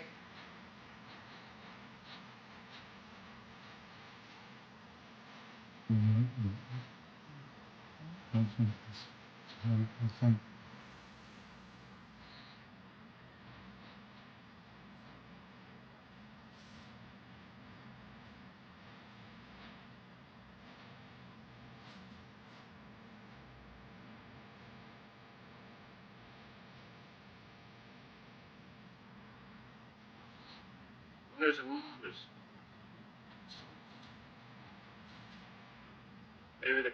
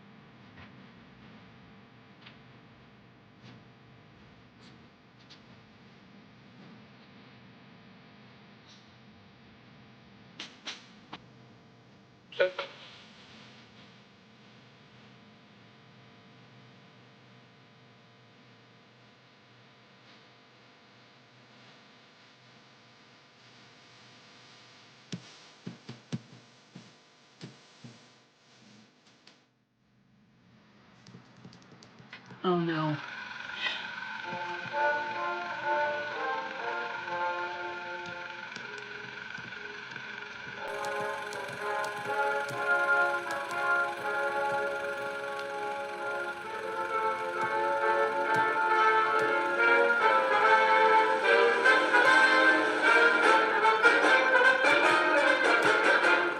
National Lampoon Radio Hour presents The Jimmy Dugan Story.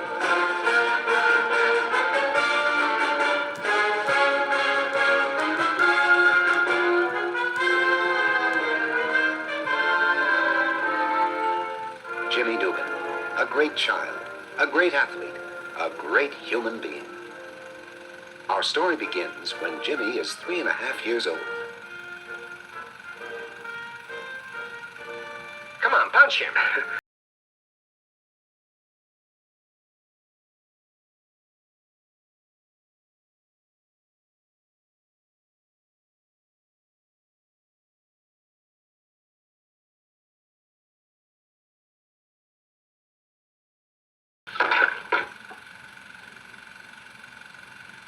He's dead. You've killed him. But You know who that was? Brian Doyle Murray. Oh, okay.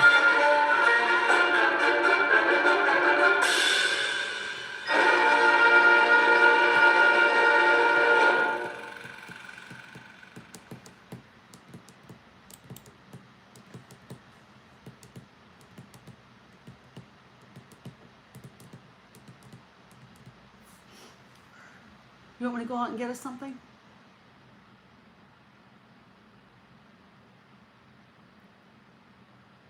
Yeah, what's our be sporting?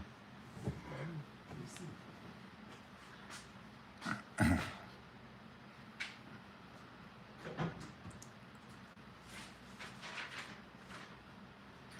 still good, I think, right? They were from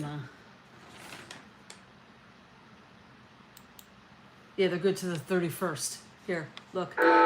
Wisconsin. We have living Let's account. see. And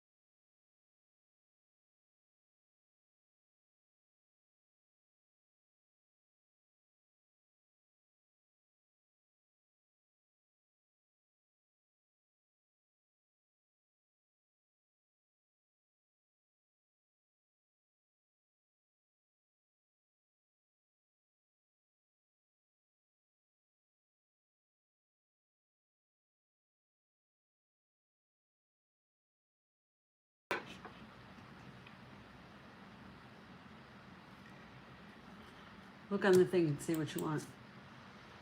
Get me a gyro. The gyro meal up there? Here, give me that. Right? The gyro meal that's on the coupon there?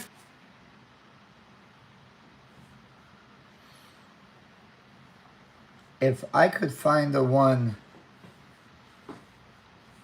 from Monty Python. All right, no more, Craig. If I could find the one from Monty Python.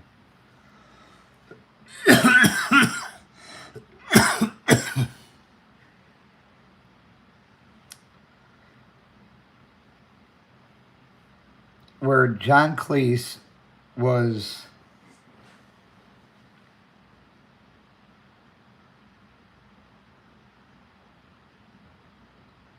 in charge of a stereo store.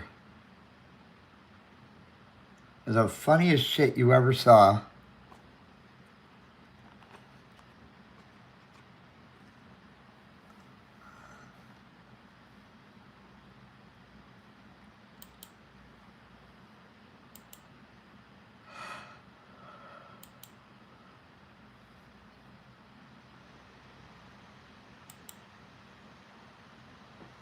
The starting pay is $18 an hour. This job's gonna take an hour? Forget it.